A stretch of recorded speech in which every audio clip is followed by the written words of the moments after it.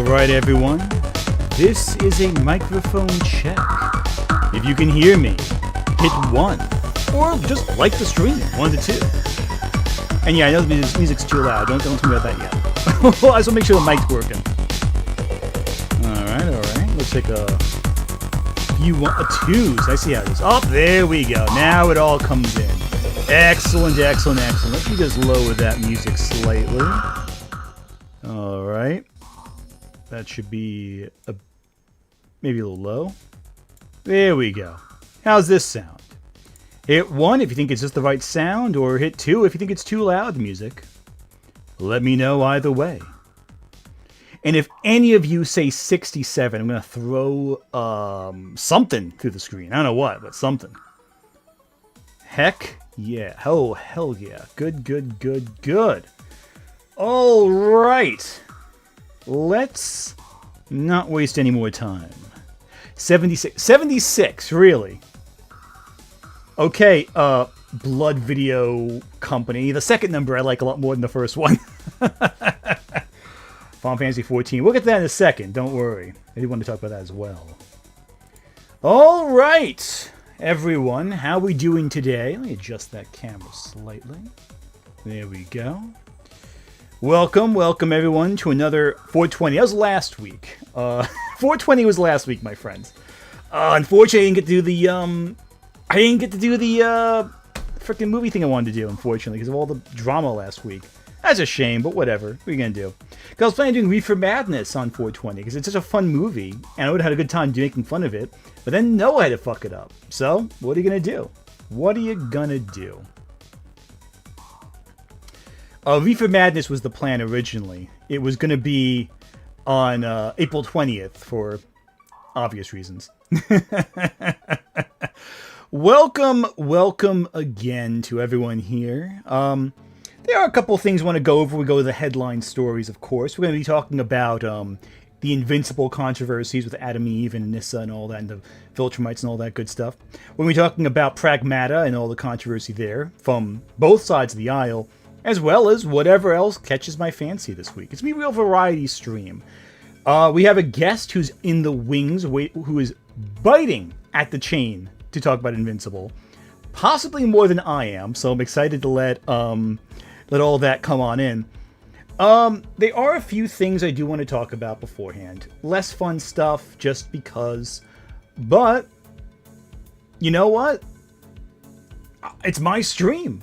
I don't have to talk about them for much longer if I really want to.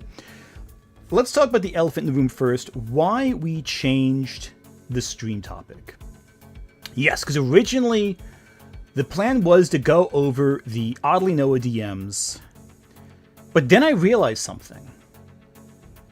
I didn't want to freaking talk about it. That's what it is. At Tall King Movie Bubbles B6N super chatted $1.99. Who is worse? Psy or Star Giant? Star Giant, not even a question. Star Giant is his own. I keep getting mixed up with Star Giant because he keeps changing pronouns. His own cornucopia. But season 3 premieres. Official Survey Animation. Yeah, you know what, Wave, you're right. I do think One Punch Man season 3 got a lot of people angry at like tiny details of animation that really don't typically matter all that much in the scheme of things. But, that's a whole other thing. I mean, a lot of people became experts on animation overnight because of One Punch Man Season 3. Self-proclaimed experts, I might want to add. But yeah, no. So, why are we not talking about Noah? Because I teased it at the beginning. I've been teasing it, like, all day. Why aren't we talking about it? Well, because I realized I was just going to say the same thing I said last week. Like, almost beat for beat. Because I went down... Before I do streams, I typically like to have like an idea of what I'm going to do. I go, okay, we're going to talk about this, we're going to talk about this, we're going to talk about this. We're kind of going off the cuff this time, so I apologize if anything's a little scuffy. But, I'm looking at going at everything. I'm like, I'm just going to say the same thing I said last week. So who cares? Like, does this really matter? I said everything already. So why bother repeating myself? All I'm going to do is go through DMs, say, this DM correlates to this thing I said last week, and I'm going to be rewatching my old stream from last week? That's egotistical. What kind of moron would rewatch their old streams on stream? That's just dumb. But again, yeah. And of course, there's the EFAP response, which I was also going to consider covering. But then I made the right decision to step into Westside Tyler's stream yesterday. Because Westside Tyler decided to just watch it. And so I'm sitting in chat, and there's other people in my niche. I think Jack Saint was in chat as well. I think Sai was even in chat. And we're watching it going like, this is incoherent. What is this? At Tall King Movie Bubbles B6N super chatted $4.99. I like buff women. Hell yeah. Noi's got bigger muscles than Goku. Noi is amazing. Listen, I have a bias. Obviously, I have a bias. If you've seen my channel, you know my bias when it comes to character design, we'll say. Noi's character design is fantastic. Noi is great. I love Noi. Dorohedoro is a great anime. If you haven't seen Dorohedoro, watch it. I think that it's just such a fun, chaotic, nutty series. Like, it's dark, yeah, but it's like dark in that kind of over-the-top way. Like an Invader Zim kind of way, you know, where things are so it becomes kind of darkly funny. And, you know, it's good. I like Dorohedoro. Wow, I can't speak today. But yeah, no, so I watched Westside Tyler's stream, and we're watching clips of it, and I'm going like, this is boring. This is 9.5 hours of exhausting nonsense. Who's going to want to watch me react to this on stream?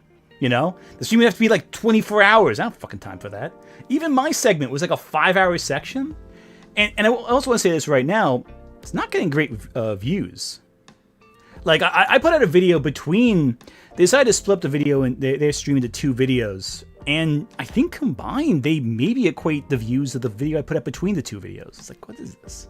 So it's like, do I really want to talk about a video that didn't get a whole lot of views, isn't very clear, is kind of a mess, and frankly, it's more fun to say EFAP reacted to me twice and failed to take me down than talk about anything specifically they say? Because here's the thing, who cares what EFAP says? They care that they said something.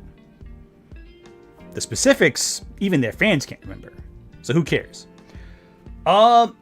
Nick Wolf, remember for being 15 months, canceling the Squeak Wool for a tax write-off. I see. Yes, exactly. A tax write-off, exactly. So it's like, and look, here's what it comes down to. All that aside, what I want to do is make something entertaining for you. If I'm not having fun, I can't guarantee you have fun either. 104 super chatted $5. It would have been funny if Jeremy Lee used her usual Lucy, Asuna voice for Noi, but I can see why she went for a Ryuko Matoi impression. Yeah, I like the voice that she has for Noi, I think. At Tall King Movie Bubbles B6N super chatted $1.99. Zim or TADC? Which is more disturbing? Which is more disturbing? I don't think either of them are particularly disturbing. I think The Amazing Digital Circus has more existential fear. But I feel like as it goes on, because I've been catching up on it, I don't think it really holds the same level. I think people are more disturbed by it than I am, is what I'm getting at. I didn't find it super disturbing. I thought it's interesting, but not super disturbing. At Swearakun 7931 super chatted $5.26. In defense, or offense, to Tyler. He is very good at making whatever he's watching seem like the height of ignorance. Oh yeah, no, he was great at that. He was like, he's watching this, pointing out just, and you watch this from his perspective, and you're like, wow, this is dumb. These guys are lame. Who cares what they think?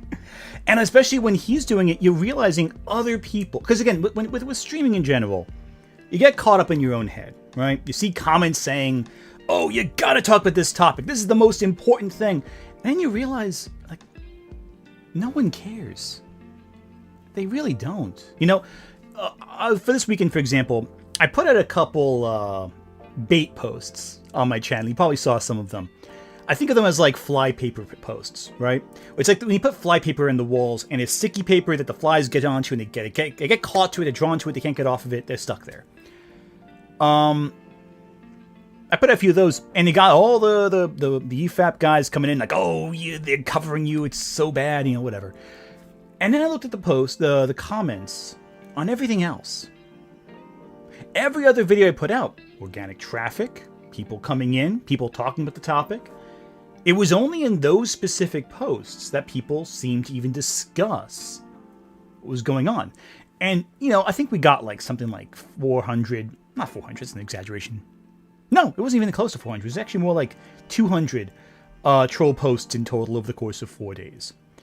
And you look at them and you go, okay, they're all liking each other's posts, they're all blowing each other up. And then you look at the rest of it, and I got like thousands of other comments. And all of them were about the things I was talking about. So I started to realize, wait, am I making content for these guys? Or am I making content for the people who subscribe, the people who come here to watch what I'm talking about? And that was where I kind of went, you know what? Fuck it. Let's drop the Noah thing. Let's drop the EFAP thing. Let's just talk about something people want to hear about. Because, yeah, the drama side wants to see me talk about all this crap because it makes for good content. But, like, none of you give a crap about that, so who cares? I'm not making content for them. I'm making content for you guys. At Tall King Movie Bubbles B6N super chatted $4.99. Gaz from Invader Zim and Edward from Cowboy Bebop have the same VA.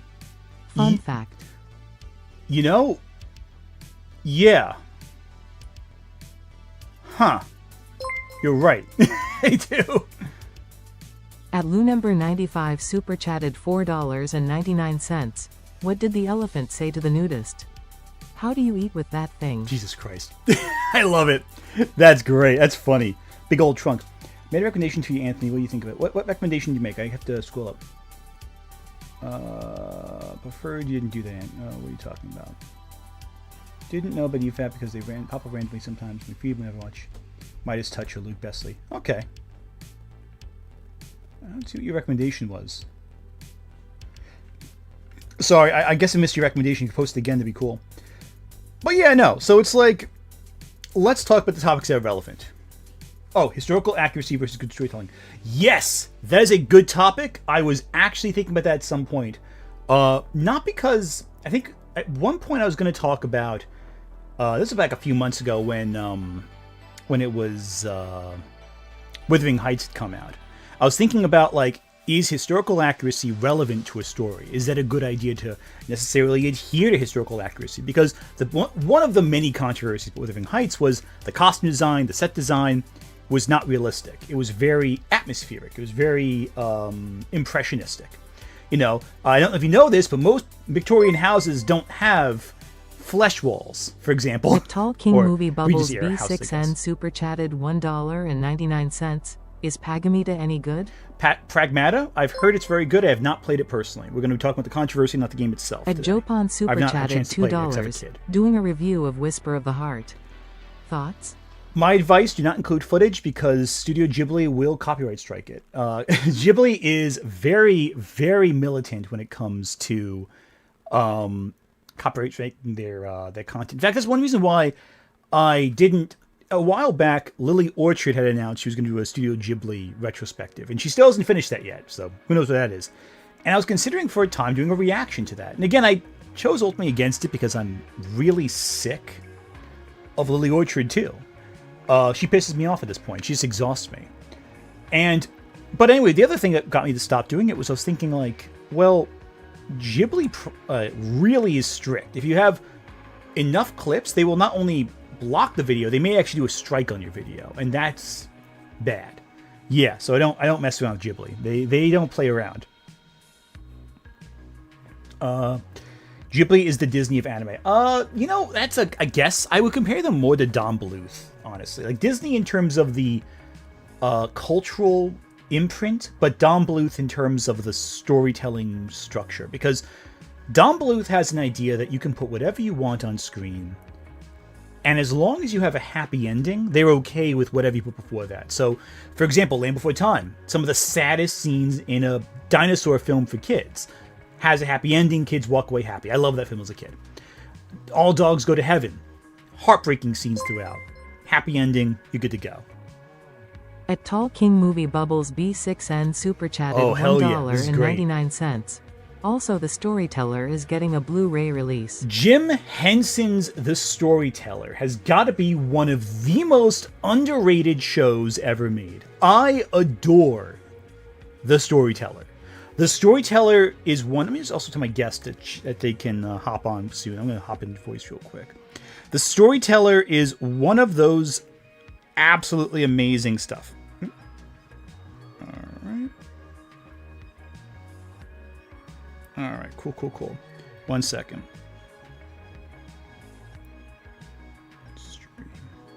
Sorry, 1 second. That's DM from someone else. At Poliostasis super chatted $1.37. Have you seen Project Hail Mary? If so, thoughts? I have not, unfortunately, seen Project Hail Mary yet, but I have read the book, and the book is fantastic. The book Project Hail Mary was fantastic. The movie, I'm hearing great things as well. Okay, one second. I'm just gonna hop on voice.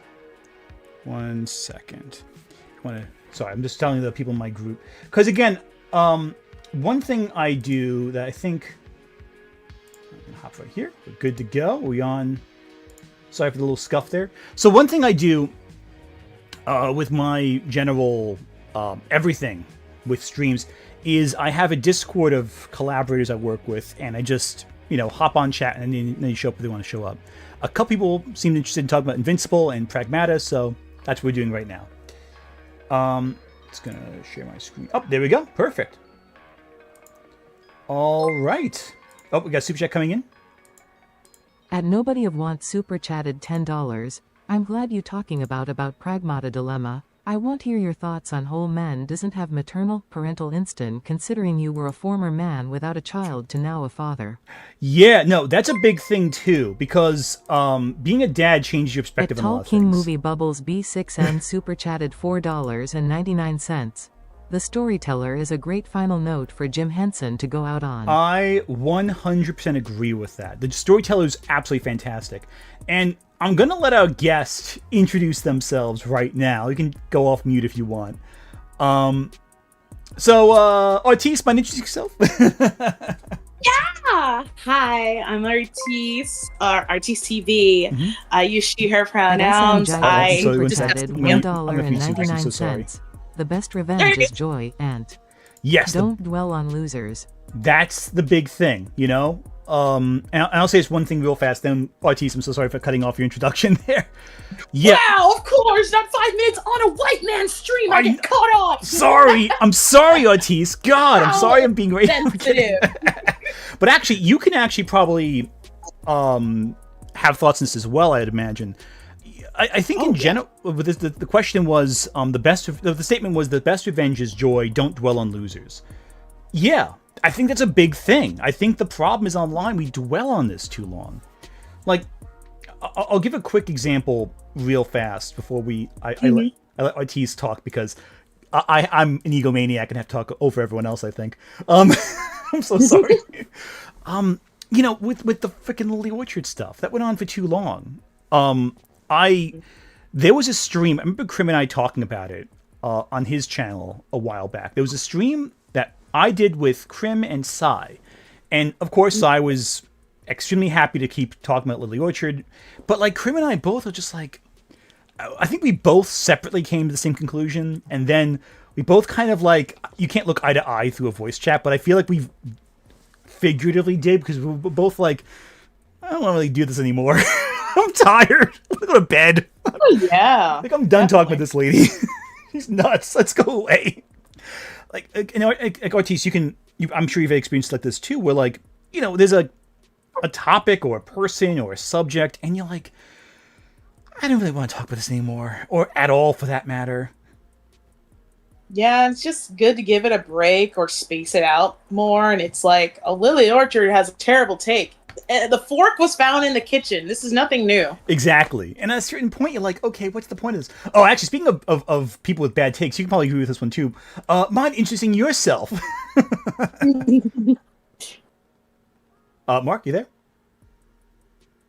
Mark, can you hear me? He's just saying up. He's just saying typing. Up. He's all good. Oh, he's typing? Oh, okay. Let me check that real quick. Yeah. I do love it. Oh, there we go. There we go. There we go. Okay, cool. Sorry, I had push to talk on. Oh, good. Okay, cool. So, introduce yourself to the chat, Mark. Although everyone should know who you are. Movies with Mark. I talk about movies on YouTube, among other things. Okay, so the super chat that you just happened to walk in on is kind of the idea of dwelling on certain people, because obviously you and I have done a lot of topics about toxic people online. There's a point where you're dwelling in like this like loserdom. is the best way of putting it. People who are like just exhausting to like even talk about. You feel like your soul is drained. I think you and I probably think of the same person with this one. You have any experiences where you're talking with someone, you realize, I don't want to do this anymore, guys. I'm tired. Yeah. Well, I think with my situation, it was a little different because I have like a one and done stance where I will just cover one of these like jokers in full detail and then just like drop them after that. Well, that's because you're intelligent. That's the problem. You're not like me who goes on the same topic too many times and like burns out on it. I debated it for a long time because like I sat on like that critical drinker script for like a year before I found like a good idea for it, and then just like, okay, I'll do this, and then I'll move on to something else.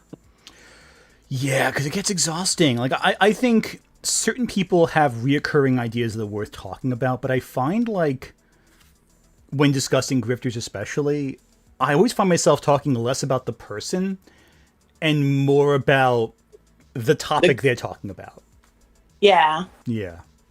That's what I gravitate towards more. Because like there was the Critical Drinker video recently I did on the Paramount deal, the Paramount Warner Brothers deal, which unfortunately got voted in by shareholders, so that's exhausting to think about. But I was like more interested in talking about the deals, the companies. That was the thing I was like more interested in discussing because that's the more dynamic thing, you know? And it was like really using the Drinker video as like an avenue to get into that topic in a way where people would be interested in clicking on because of the timeliness of it, but also because of the controversy and the back and forth. But it was really more about that specific topic, I feel. So it was like using Grifter as like clickbait, where it's like you are still talking about him, but it's not fully about him, which, you know, I can respect that. Clickbait off the grifters. Yeah, that's what I'm thinking. Because it's like, you know, there's the avenue through which, there's a few videos I've done that where like I've really talked about a person's video, but I'm doing it more to launch into another topic. Like this past week's video about what was up? Sorry. Oh, I was just saying exactly. Yeah. Yeah, exactly. With the Hyperborean knowledge video I did this weekend, it was like, well, yeah, this guy's clearly crazy, but it's also a good opportunity to talk about how conspiracy theories start, like how media encourages these theories, how these ancient mythologies and folklore, some of them are actually not really concrete. Like, here's a question for you guys. And I think both of you can probably answer this pretty accurately. When was the Holy Grail first mentioned? Do you know? Ooh, I would think something with Monty Python. A little older than Monty Python. Last Crusade? A little older than Last Crusade and Monty Python. A little bit older. I think the obvious answer would be the Bible. No, it's not mentioned at all in the Bible, actually. The Bible never mentions the Holy Grail. Oh. The Grail is not mentioned until right one of the Arthurian legends. It's like I don't think it's Le Morte d'Arthur, I think it's before that, but it's one of the stories that becomes collected into Le Morte d'Arthur, which is the version of the Arthurian legend that most people reference today to some capacity. And it wasn't even just holy, it was just the Grail, you know? It was just a mystical item that had to be got. And it really didn't matter what it was just an artifact to collect. And then over time, 13th century, yeah, exactly, became more of a item of mysticism with Jesus, with the Last Supper and all that. But it's just, and that's fairly recent. People wouldn't think that. You think, oh, it's the Bible, it's Jesus, Last Supper. No, it's last 100 years. That's the last 1,000 years. Same with Satan ruling over hell. That's Milton. That's what I was thinking too. Yeah. Yeah, that's Milton. That's like 1666. That's not even 500 years old. It's crazy. Yeah. Even the idea of hell being on fire. The Bible never says hell is fire. They say there's a lake of fire. They say there's a river of fire in Revelations, but that's not explicitly hell. So it's like these images that we associate with folklore and religion, they're fairly recent. They're only a few centuries old even. You know, it's nuts. From my understanding, hell is full of different anthropomorphic creatures, and it's very gay down there, and there's a hotel for rehabilitation. Is everyone like a stick figure as well? Yes, Railguard Finn. That's one thing I have an issue with Vivzy Pop's.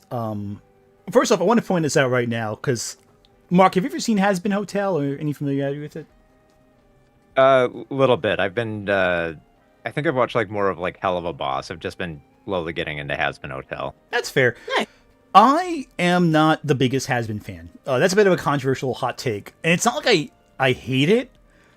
My problem is I'm mostly indifferent to it, which I think is a real hot take because people either love it or they can't stand it. There's no middle ground. I kind of feel the same way about Hell of a Boss. Yeah, it's like it's whatever. It's Yeah. fine. Like it's. And listen, I'm not saying if you like it, it's bad, anything like that. But it's like I don't know. It's. I was talking to Krim about this, and we both grew up with Invader Zim.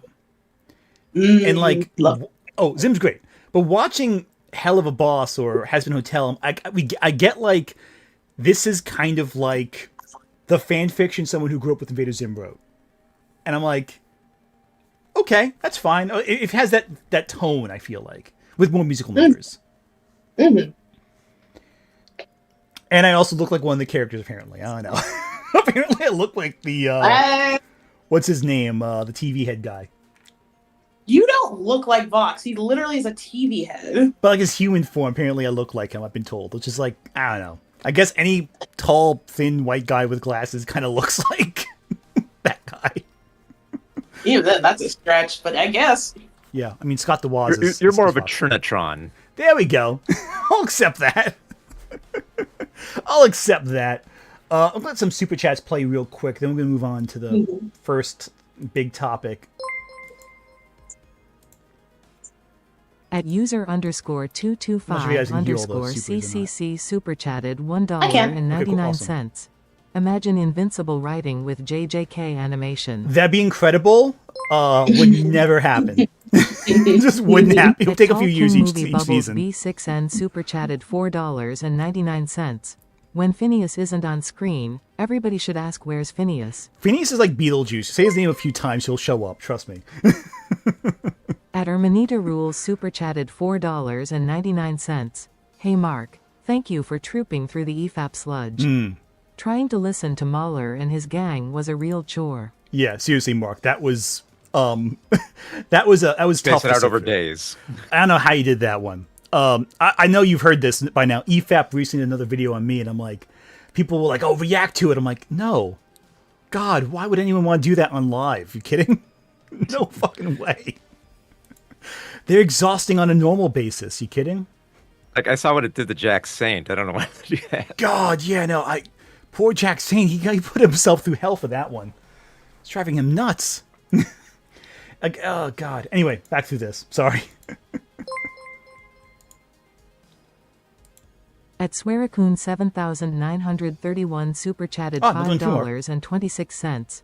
Mark made me realize heavy traffic in Kunskin existed, then I watched them and as a Swede I'm not sure, but the experience enriched me. Yeah, you want to talk that one, Mark? About Bakshi films? Mark, you there? Yeah, there we go. Okay. Awesome. Yeah. Yeah, so like Bakshi films, I don't know. It depends. I think when you I don't know, like I watched them in college and I thought that was like the perfect time. Because that was during a time when I was getting really big into seeing like more adult animation, there was a thirst for it, and Bakshi felt like he was meeting it. Instead of just being like, you know, stuff like drawn together and, you know, stuff that's just trying to be edgy for edgy's sake. Yeah. Yeah. I like, will say, oh, sorry, not to cut you off. Yeah, I think No, we no, both no, did. you can go ahead. I was gonna say I am new to Drawn Together. I recently watched it with a friend, well, actually my partner who grew up on it, and we rewatched it together. I learned so much from Drawn Together.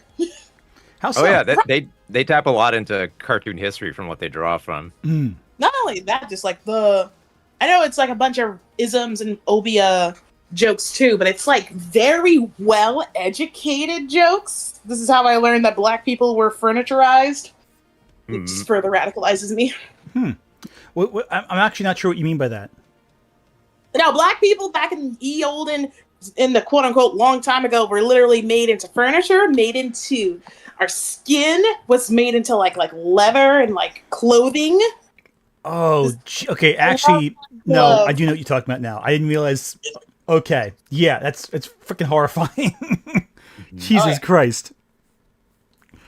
Oh God, yeah. I feel like I knew that, and I'm like, I forgot. I think that that history fact like sank into the back of my memory. Jesus We Christ. were also eaten. Not so fun fact. Jesus, yeah. It's like freaking like Yeah. Texas Chainsaw Massacre with racism. It's like racist Texas Chainsaw Massacre. So just Texas Chainsaw Massacre, I guess. No. Yeah, like to draw together's credit, a lot of some of the stories they draw from are like very like I remember there's that one episode where they confront the Board of Education in like a Schoolhouse Rock type deal, and they just like lay out how there's a conspiracy about how they keep black people poor for their own business incentives. I gotta revisit Drawn Together. I don't remember the jokes being that intelligent. I remember being like really like farts and poop. That's the sixth memory. There are some all that humor in there, but like when you watching it with like a woke like mindset and being totally aware of what's all's going on, it's like, wow, this was way ahead of its time. Honestly, yeah. But again, like to the sake of Bakshi though, Artis, if you like that, I don't know how you would feel about Bakshi. I don't know, because like they are. Actually, Mark, you're the expert on Bakshi. How would you explain Bakshi's background creatively? Bakshi is like he started off kind of doing Saturday morning cartoons and just got fed up by the 70s, saying like, I want to do more adult stuff.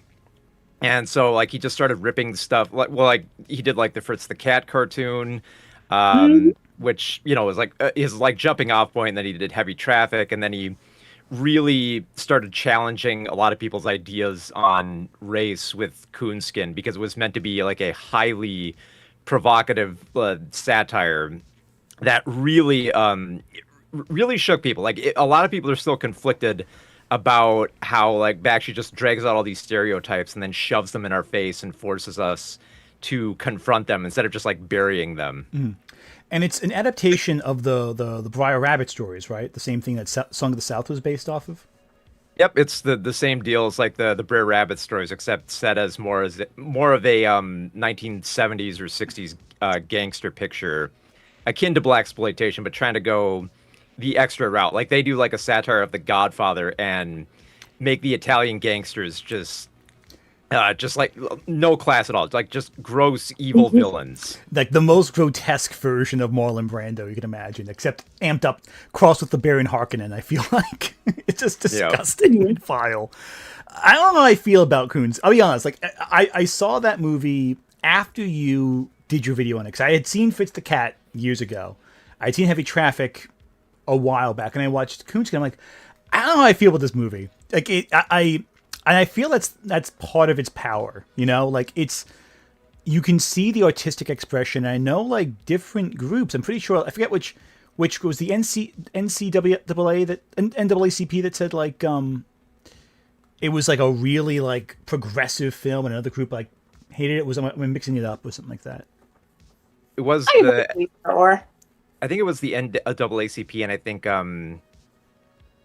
the group who was against it, I think it was called like I knew what I think it was like called like Stop or something like that.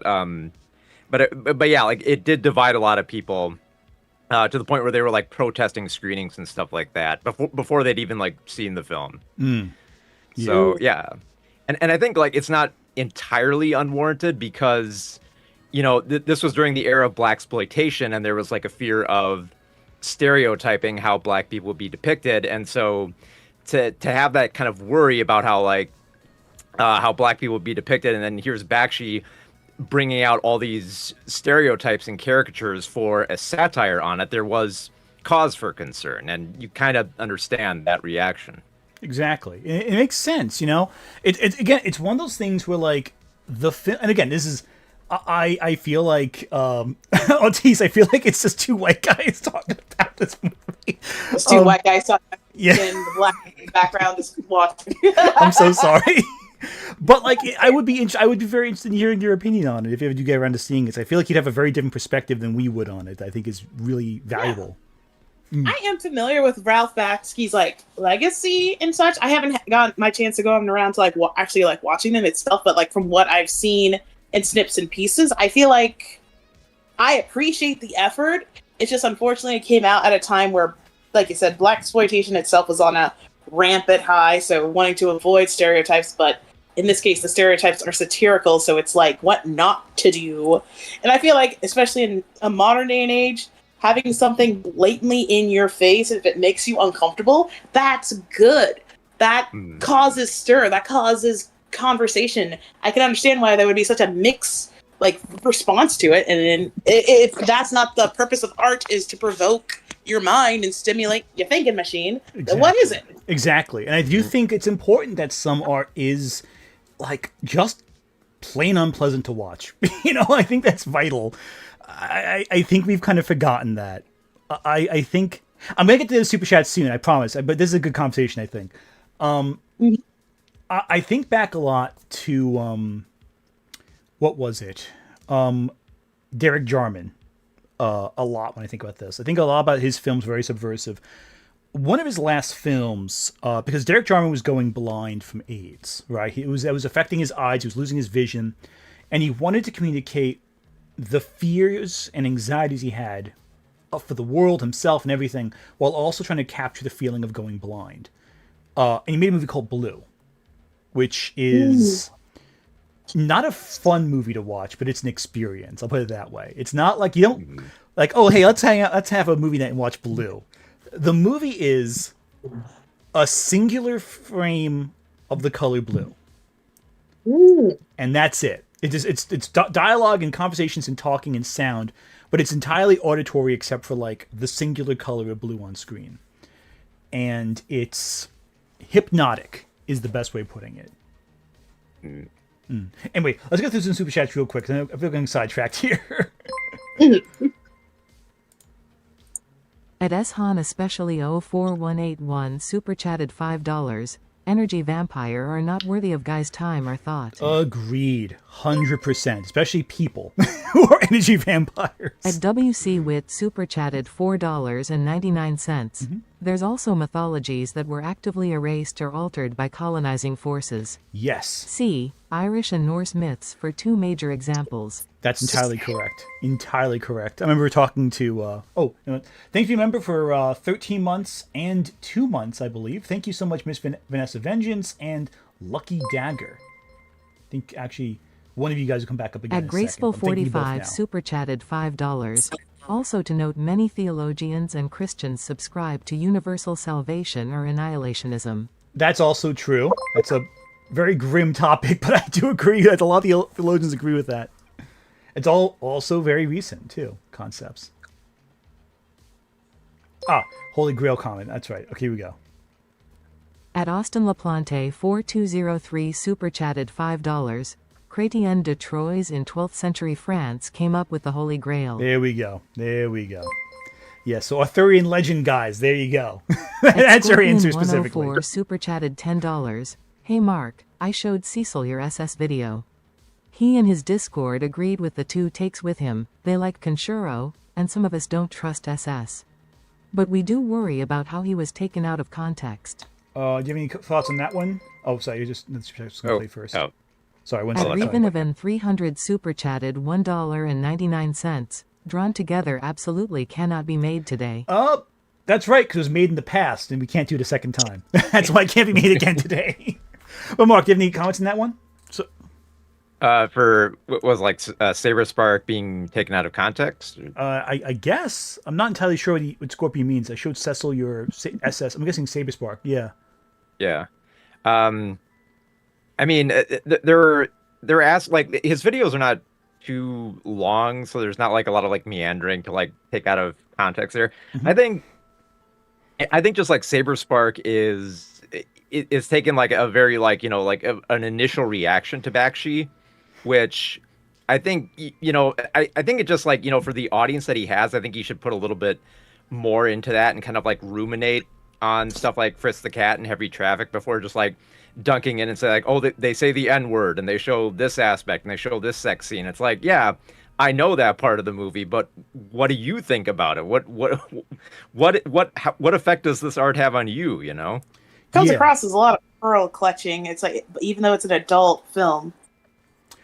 Yeah. Right. And I've spoken to Saber Spark once or twice. He seems like a nice guy. I do feel like some of his reviews can be a little surface level, but it's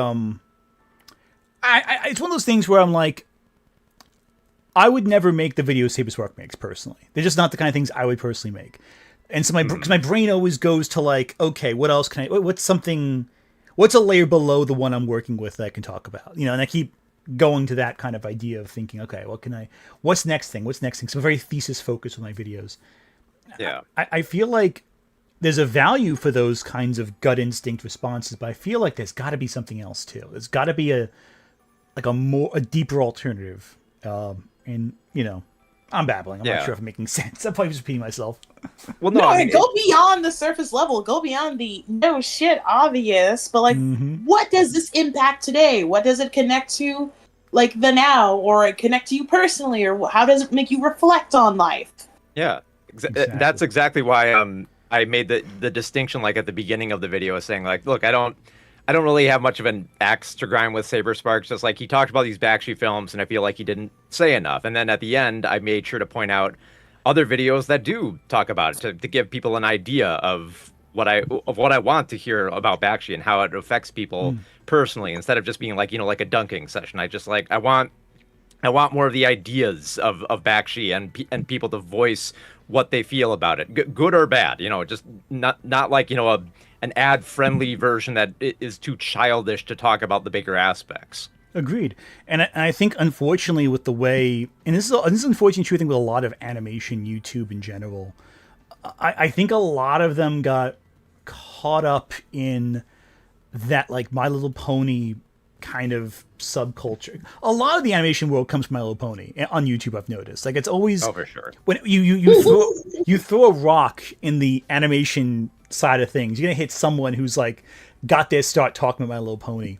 And I feel like a lot, and I'm not making fun of anyone from that side, except for a few of you, we know who you are. A few of you know who you are. I feel like they never took off their MLP glasses, and they were like, I feel like a lot of them kind of went, we still have to have the moral, we have to figure out what the lesson is, we have to have Princess Celestia tell us at the end of the day what the moral is. And with some animation, the moral is less obvious. The ideas and themes require you to dig a little more. You have to dig, you know? It's not going to be handed to you. And I think that's... Use this! Pointing aggressively at my head. Please fucking use this. Jesus Christ, please. Mm-hmm. Exactly. Okay, let's get some... Oh, actually, this is a future super chat, but... Oh, hey, what's going on? We have another guest. Mind introducing yourself to the chat? Hi, I'm Andrew Bluette. I do videos, like long-winded retrospectives on like Final Fantasy, Kingdom Hearts, Jak and Daxter, Halo in a few months. Oh, yeah, Halo's gonna be fun. Super down on a lot of research, citing all my sources, looking at it in the context of their era. Really fun stuff. Super long. Pen 2 is coming in a few weeks. Oh, hell yeah. It's going to be exciting. Okay, let's just... Okay, we start in the middle of Super Chat talking. Actually, a Super Chat that's going to come up that clarifies, Mark, the question we were just talking about. They meant Cecil Trachtenberg of Good Bad Flicks in side-scrollers. Oh, I see. That's... Yeah, I think we got side... I think we saw SS and we thought Saber Spark, not side-scrollers. Yeah, which doesn't make... Yeah, it makes which is fair. Sorry, Saber. We just dug into you for like 10 minutes. and it's like I wasn't even saying anything bad. I mean, I could say tons of bad stuff about side-scrollers. Nah, fuck side-scrollers. They suck. Yeah. They're assholes. I didn't even cover the worst parts in that video. It's like... Yeah, I think, if anything, I went easy on them. You really did. You were very fair with side-scrollers. What was the one... I mean, Andrew, did you see the... I know, Mark, you know what this is about. The Real Game Awards, I think it was called. God. Oh, yeah. I know of it. I know that, like, that Stuttering Craig, like, put it together, and then he got James Rolfe to, like, do a bit for it, because James is chronically offline, God bless his soul. Yeah. Oh, God. He's like, oh, what's going on, guys? I'm like, okay. It's like, I always think with him, it's like, do y'all ever see Don't Worry, Darling? The the Harry Styles movie that came out a couple years ago. Oh yeah. No. I didn't watch it. I always think of the drama behind the scenes where you're like, Harry Styles is having an affair with the director, they're bullying the lead actress, all this stuff's going wrong. And then there's Chris Pine. Oh, it was a horrible, horrible bunch of dramas, like one after the other. But the only guy who seemed completely blissfully unaware of it, because he didn't have a cell phone, he just showed up to set, acted, and left, was Chris Pine. He just showed up to set, do his role, and then leave, and missed all the drama going on. He was like clueless to it, apparently. As it was happening around him. Like all this horrible shit was happening. He'd walk on set, do his thing, leave, and then just never talk to anyone afterwards. Which I just love that visual. Just too goofy not to love that. So that's got to be the safest route. Seriously, just like, hey, it's a job. I'm in, I'm out. That's it. We're done. I think the same thing happened with the dad from Alf. Oh God, yeah. Okay, so for those who don't know, the Alf drama was like, what was that? It was that the guy was like crazy, right? The director. Yeah, and yeah, the actor was like pissed at him. All right, let's get through a few super chats because they're piling up, and I want to get to like the topics on the streams like thing at some point. At Jimmy Cowan super chatted $1.99. OGs not drawn A together. lot of drawn together haters in this one. It looks Oh like. man, I remember that show. Y'all don't understand. You don't At see Tall it the King way Movie I Bubbles see it, B6N though. super chatted $4.99. The only Ralph Bakshi thing I've ever seen is that one Mighty Mouse cartoon show he did with John Kay. Oh, that's a shame. You should really watch more Bakshi. K. John Where he K. snorted cocaine. Yeah. God, At John K. Poliostasis super that chatted guy. $3.44. Mushoku Tensei is uncomfortable to watch but has some great story and character development, though the main character is problematic in his past life. There are some elements of that that are problematic in the show itself, but I feel like that's an interesting one to talk about. It is so At the nuanced. Wyverner with super chatted duties $2. crush Mark the and good. Cecil you say. Mark and Cecil, yes. We'll get to that shortly. I know, Wave. I know what you're implying. Oh, Cecil. At Scorpion 104 So super hot. chatted $2. Cecil Fair. Trachtenberg of Good Bad Flicks and There Side we go. Scrollers. That was the clarification we're talking about. Oh my goodness. Yeah. Oh, we have two more, then we'll get on to the At topics at hand. WC Wit super chatted $1.99. Even Jenny Nicholson started with MLP content LMAO. That she did. And she has done some fantastic stuff with her career on YouTube. At Revenevan 300 super chatted $1.99. MLP was the canon event for animation YouTube. It really was. And I realize increasingly more and more every day how much MLP influenced everything. Even what I do with like movie reviews and stuff like that, and book discussions and essays and all that. Everything comes back to My Little Pony. There was a period of time where every single person I talked to for a week was formerly a My Little Pony person. It was truly horrifying, and I questioned my life choices at that point. But that being said, okay, let this one super chat play out, and I'll get something up to discuss here. At user _225_CCC super chatted $1.99. Imagining Ant collabing with Jenny Nicholson.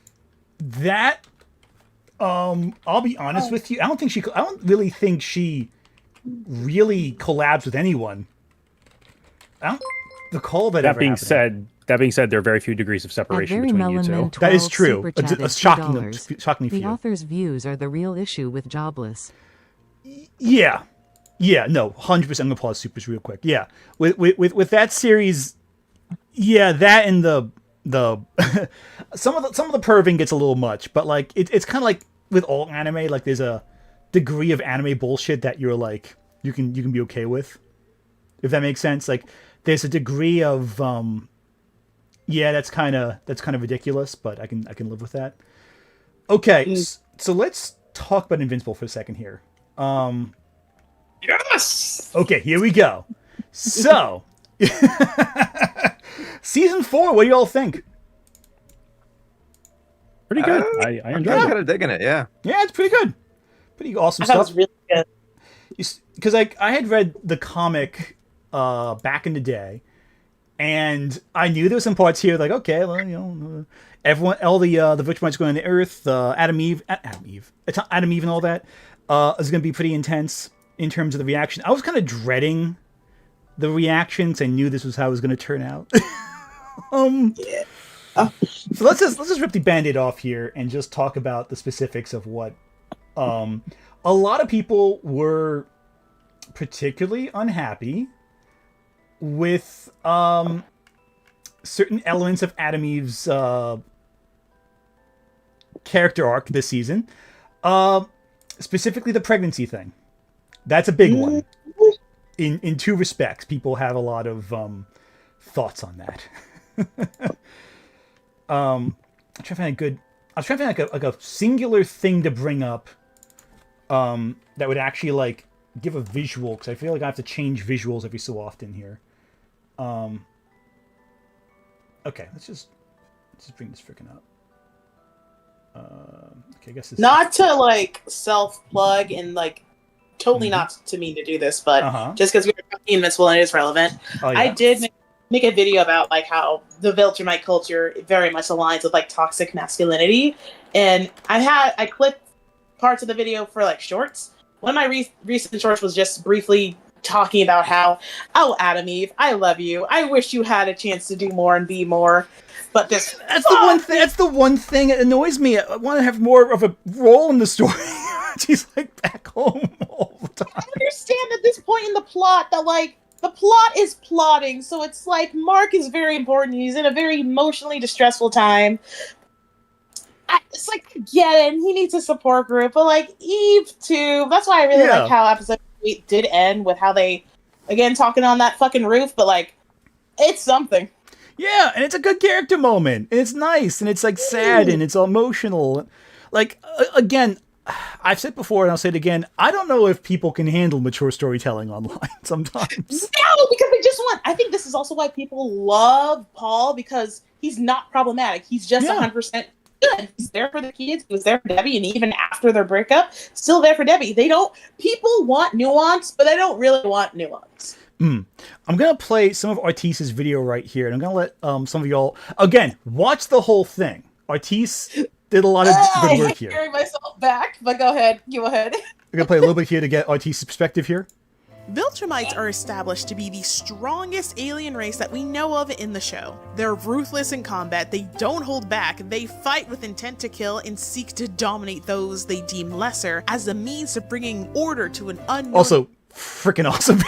Freaking fantastic. Fucking love Bragg. Fucking love this guy. Like, for all the worst reasons, but like still. He really believes his own delusion. Yeah, like the thing. He's very, very sold on what he believes in. I fucking love that. Anyway. Like a troop of Thanais with the Infinity Gauntlet. They don't treat their own kind or slaves any better, especially the kids. It's a dog-eat-dog world for them. Only the strong survives. So while there's no racism... Speaking of My Little Pony influence... Yeah, this is also an offshoot of what I was talking about before. Ortiz. But anyway. You either grow up to become a pony YouTuber or you grow up watching a lot of pony YouTubers. Exactly. There you go. I'm going to cut a little ahead here to get to the Mark bit. Watch the whole video, y'all. This is a good video. But let me just cut ahead real quick. I love Mark. Enter Mark Grayson, a Viltrumite human crossbreed raised with human values such as feelings and the greater value of life. When starting his hero journey, he had to learn to keep his strength in check in order to cause less harm to those around him, which can be contributed by his mother, Debbie. Debbie, oh my god, she's my favorite character. Top tier. Her show adaptation is even better than the comics from what I've heard. The moment Mark started to feel himself a little too much with his newfound powers, she made sure to check his ass. Mark, you need to sleep. I felt so proud of myself. I got around copyright with that shit. I am so... Okay. It's a 2-minute clip, and I did not want to, like, clip it up because it's so important. Okay, here's a question for you. Have you all been having more issues with copyright recently? Kind of, but my upload schedule, I don't see things that often. No, you make long videos, though, that come out, like, in big chunks, but I know you had, like, a little copyright issue recently, too. Yeah. Yeah. The only time I had an issue was with when I did the Criticless video, and that's because their own footage was copyright. Okay. So I've had this the last month, 3 videos get caught in copyright problems. Zardoz was in copyright hell for like a month. I was in several different hells for a very long time. God, yeah, it was editing hell, then it was in copyright hell, and like then this past week, the video I put out this week was in copyright catching hell because apparently the Ancient Aliens guys were very upset about me using a clip from the episode, and it's like it's Ancient Aliens guys. You have like 90 freaking seasons of it. Yeesh. And the crazy thing, It wasn't the aliens that copyrighted it. No, it's so stupid. It was the history reenactment segment that pissed them off. Oh my god! It was the history reenactment segment, and it was some like stock footage from like the Afghanistan Iraq war from the 2000s.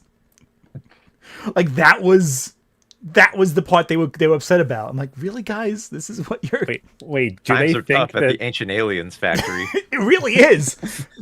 do they think that the war in Afghanistan was because of aliens? Okay, so I'm gonna have to take a step back on this one to explain this one to you. Okay. They believed. Okay. Again, this is Ancient Aliens, so it's all crazy. The clip I found involved the Nebuchadnezzar. Who apparently captured, I think, like 3, according to the biblical myth, Jewish legend, he captures 3 or 4 Jewish people from Israel, brings them to this like little hut, puts them inside to imprison them. The thing lights on fire, and out from this fire emerges angels. That's the gist of it, really. The Ancient Aliens guys said that those weren't angels. Those are aliens. Okay, that's the... Okay. 2, Nebuchadnezzar somehow created a Stargate, and that's how the aliens showed up. It wasn't fire. It was interdimensional radiation from the Stargate. These guys have been watching way too much Evangelion. Boy, I didn't get the best part yet, because it's the third part I didn't mention. And 3, that Saddam Hussein wanted to build the Stargate in secret during the Iraq War, and that's why we invaded Iraq, to stop him from opening a Stargate. You know, I've had a hell of a day. You can't make this shit up, man. You can't make this shit up. I've been awake too long. I've been awake since Stargate. I've been awake since 2:30 this morning. So I just have to make sure I'm hearing you correctly and I'm not delirious again. So the Ancient Aliens guys argue that Saddam Hussein wanted to build a Stargate. You can't let Kurt Russell go through first. Exactly. Yes, and him first. All right, gang, we have to write this script. We have to write this screenplay. It's like, you really don't realize how batshit insane Ancient Aliens is unless you watch some of it. And it's like, you realize it's not just, the pyramids were built by aliens. It's like, all of it, from top down, is insane. It's all nuts. It's also like pretty racist if you think about it for more than 2 minutes. Extremely racist. Like, all of it is like, brown people couldn't build a pyramid-shaped building. The aliens had to help them figure out how to do like triangles. I always wrap it back around to like people exploring Africa and being like, "Oh wow, where are all these ruins here? Where did the people go?" It's like, there are people all over Africa, you dense motherfuckers. Yeah, they're all there. People built them. It's remarkable. And again, like, this all permeates through fiction too. Like, you realize it throughout. Like, and I know we're getting sidetracked for Invincible, but it's an interesting topic. Like, you look at all these myths and legends and stories, and all of it always ties back to the same stupid problems. It's like, it's always like, there's this idea of imperialism where the Europeans or the British or whatever come to a place they understand, and they have to use their wits and intelligence to survive, because the people who live there already don't have wits and intelligence. They're just animals, they're dehumanized. You see it in Hearts of Darkness. You see it in the original Lost World, the Arthur Conan Doyle story. You see it in even Tarzan, Jungle Book. You see it all these stories where the conflation of humanity, of civilization, and the wild is basically white people walking into a forest, and if anyone lives there, they're monsters. It's like that essentially. I don't know. I'm not sure if I'm making any sense. No, I see what you're getting at. Yeah. Oh, TT being gaming, black people couldn't have created anything. Don't forget, we weren't given the creative intellect patch update until version 1960. Oh my god. That's amazing. That's a great joke. But unfortunately, in fiction, that seems to be... Well, actually, it's not true, actually. So there is this movie called... Okay. There's a bit of a sidetrack. Mark, you might know I'm talking about with this one. I don't think anyone else will, though. There's a movie from the 1930s. It's called Ingagi. It's an incredibly racist film. But in the 40s, there was an all-black film studio that made a sequel parody of Ingagi called Son of Ingagi. And it's one of the first all-black productions in Hollywood. And it was making fun of an extremely racist film that inspired King Kong. So. Oh yeah. Yeah, that one. Yeah, it's clicking now. Yeah. Oh, extremely racist. And it's like people say, "Oh, yeah, King Kong means this," and there's arguments being made for that. Ingagi is not allegorically racist; it is overtly racist. It's not like with King Kong, you get discussions of like, "Oh, does King Kong represent black people brought in the slave trade to America?" That's a allegorical discussion. Well, that's a long discussion in like in film circles. Like even Tarantino makes fun of it. But that's a discussion of the messages of the film. Ingagi is just overtly racist. Like there's no subtext. It just is like extremely racist. Like freaking what's the one? Birth of a Nation levels of racism. Like really bad. Yes. Like the idea of Ingagi is it's a nature documentary where these white people go to a region in the Congo, I think it is, and realize that the apes and the humans are interbreeding. Oh, what? That's Ingagi, and it's a documentary. It's meant to be real. Like it's a fake documentary, but they're presenting it as though it's real, like a Mondo documentary. Oh. So they were actually overtly saying it. It's really bad. It's rough. Unfortunately, I have watched it for a video, and I'm like, this is painful. Well, this was like during too like the era of like was it Island of Lost Souls? Where it was around the same time. They were, where they added like they were trying to add like more sex into it as well. So there's like a lot of weird sex stuff that goes on in Ingagi. Yeah, like pre-code films got really raunchy in ways you wouldn't think of with black and white. Like it's explicit. It's not subtle. It's rough. Oh yeah. Anyway, on that note, Invincible. Invincible. Oh yeah. Yeah, we got sidetracked. Anyway, title card. Invincible, exactly. Okay, so this is good for visual. Is there another visual we can land on? I want to watch your entire video, RTs, because everyone here should just watch it. It's a really great analysis of like toxic masculinity. It's a great analysis of like how the Viltrumites, the role of masculinity is questioned, especially with Mark and Nolan. It's really good. Watch Ortiz's video. But the big controversy recently with Invincible is the last episode. Not just the fact there's no final battle, which apparently got a lot of people pissy on TikTok, I noticed. But the role that Eve plays. There's three controversies specifically. One, her appearance. Two, that she quote unquote cheats on Mark.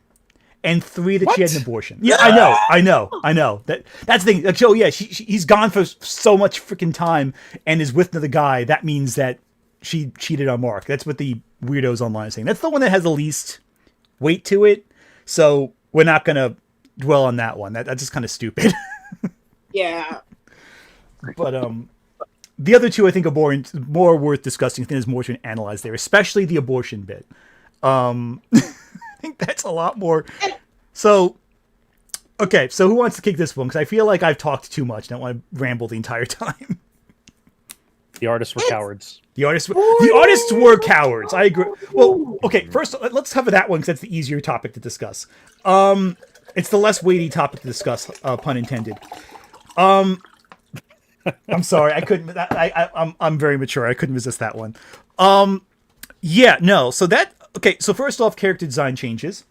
Because Eve's consumed a lot of calories with her powers, and she's temporarily lost her powers. That had an impact on her physicality. Let me just bring up a picture here because I feel like this doesn't. I'll be honest. I do think the artists were slightly cowardly.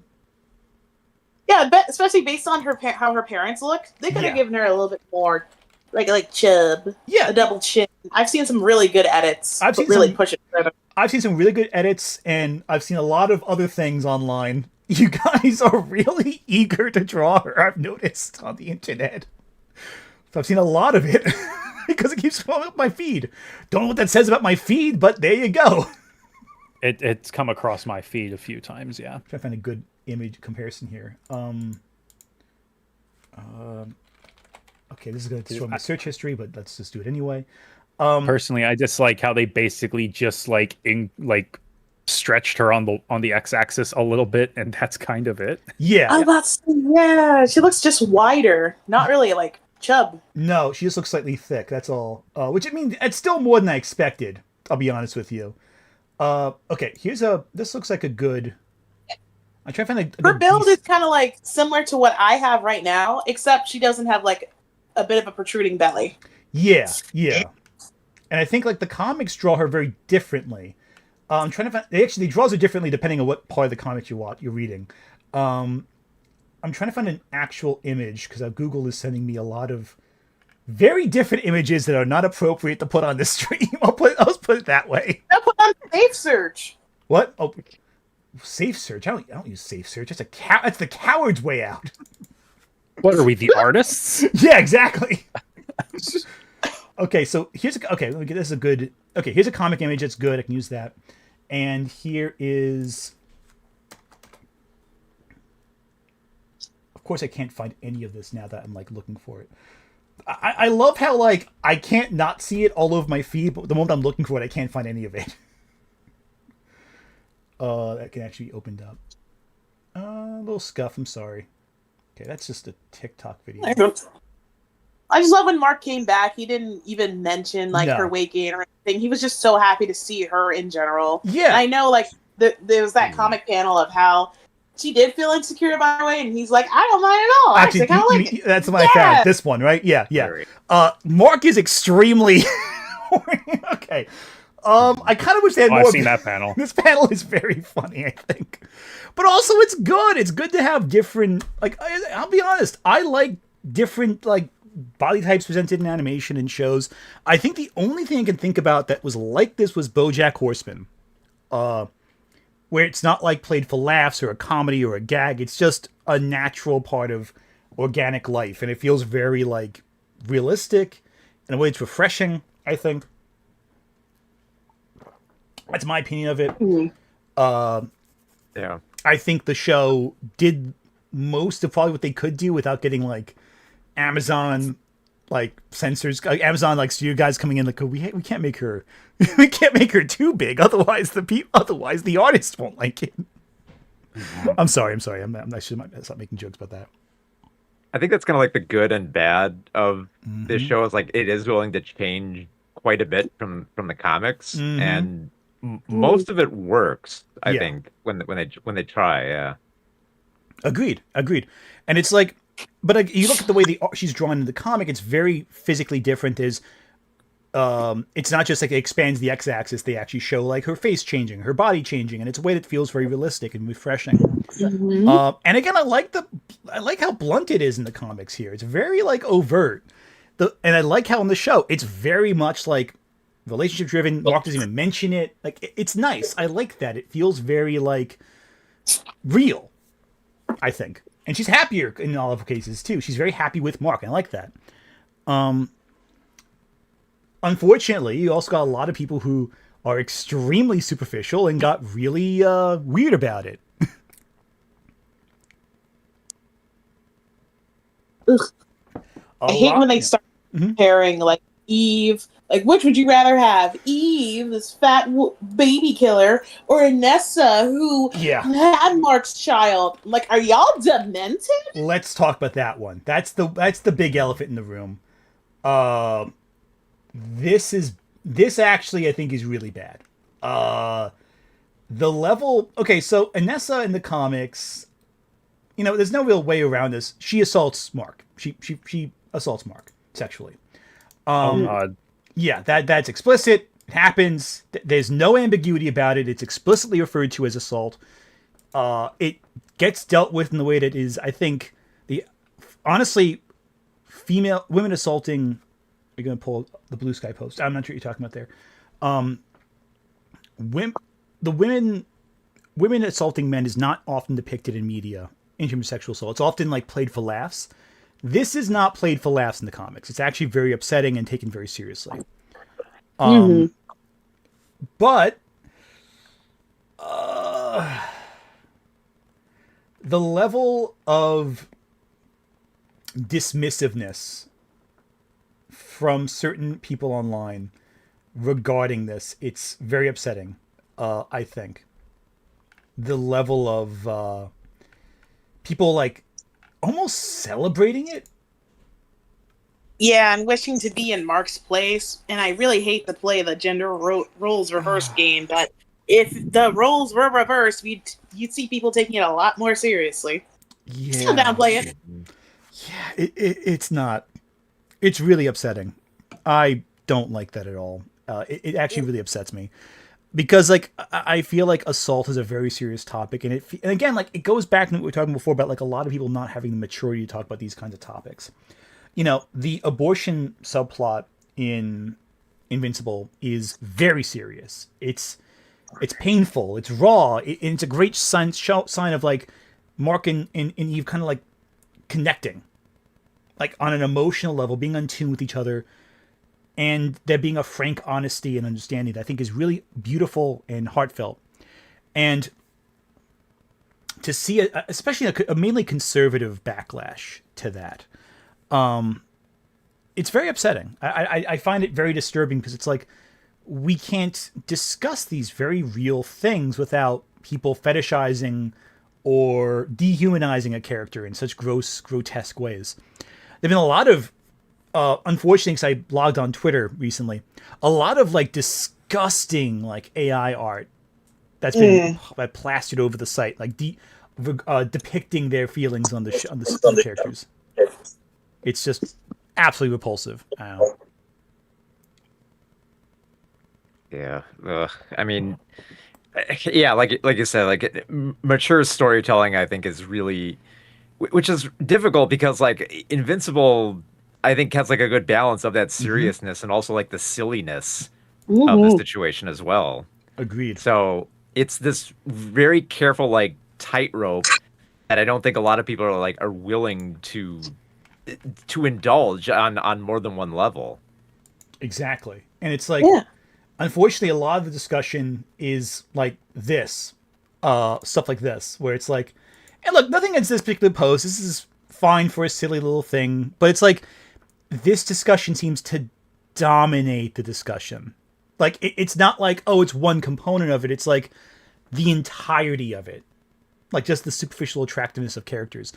Which leads to a lot of fat-shaming discussions with Eve especially.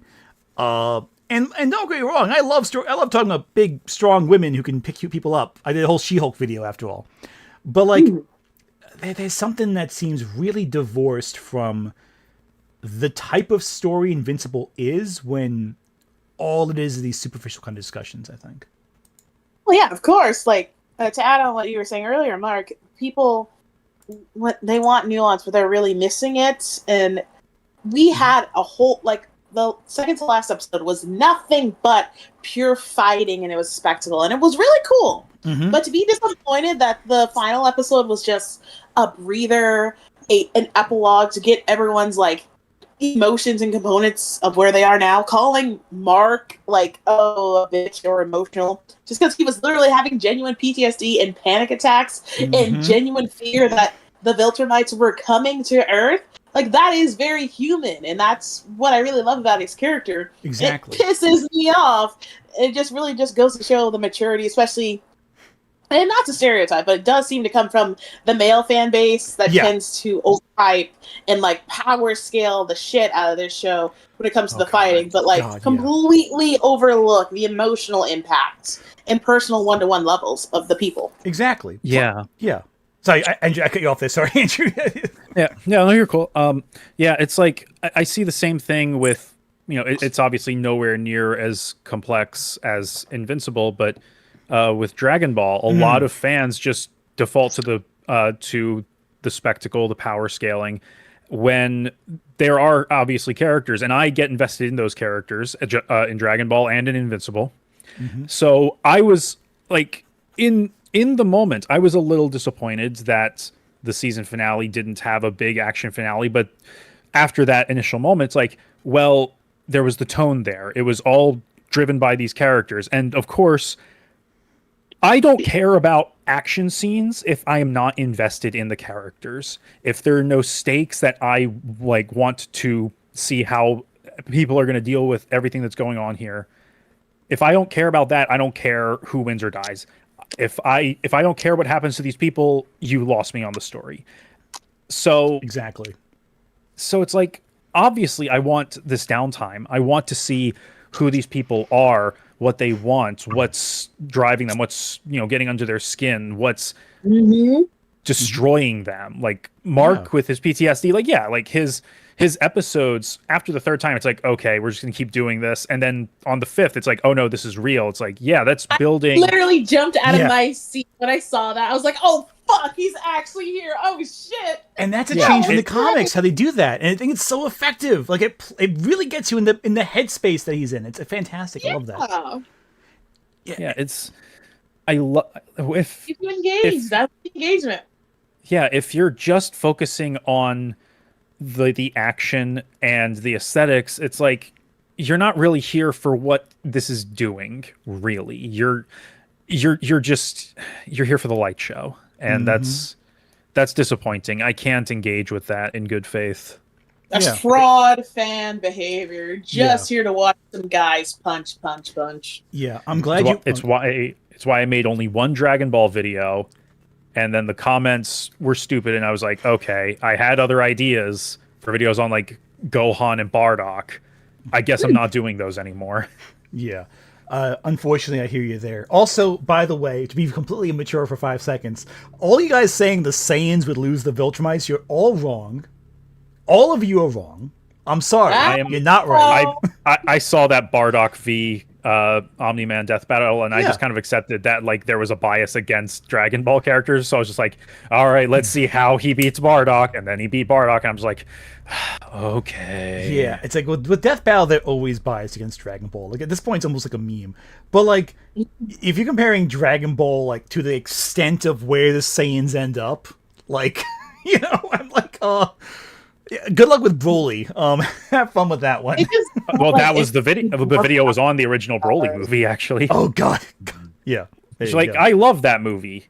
Apparently, a lot of people think that OG Broly was better because of reasons why he's actually worse as a character, but that's neither here nor there. Broly's a weird one. I thought the new one, Super Broly, I thought really did the character justice, because it's like, there's so much more depth. There's tragedy, there's pathos.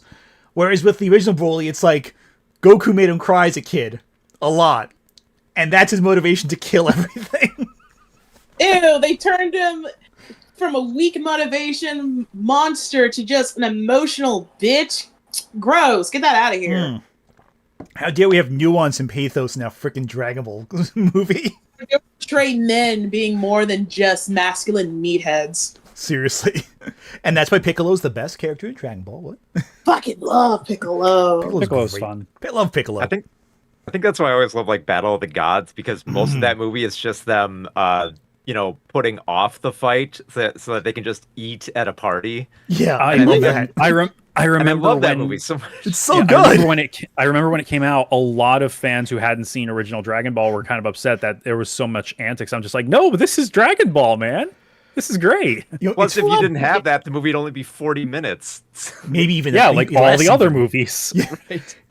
It's funny. There's a streamer on YouTube who he does like recreations of like the Toonami Midnight Run and like Rising Sun broadcasts, and you're like, oh, I love those. It's so great. So he does like one with Dragon Ball, and I'm watching his. He had like a little bit of Dragon Ball in the morning when I was with my son. I'm feeding him. He's napping. The Rising Sun. The Rising Sun. Toonami Rising Sun. There we go.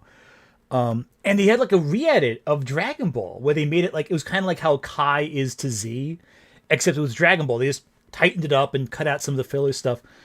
And I'm watching it going again, like going, wow, it's amazing when you go back to Dragon Ball, how character focused it is, how every moment feels impactful. I feel like a lot of people who grew up with Z sleep on old school Dragon Ball, like in a way that I think is a mistake for them. Yeah, definitely. Like I think like the easiest way I'd say is like Dragon Ball is Highlander and Dragon Ball Z is Highlander 2, The Quickening. I hate that you're right. The Quickening. I hate that you're right, but you are and correct. You know why I'm right. I know why you're right. It's all extra aliens. It's like, oh, by the way, you're all aliens now. And here's your alien invader who's coming to make sure you invaded the planet properly.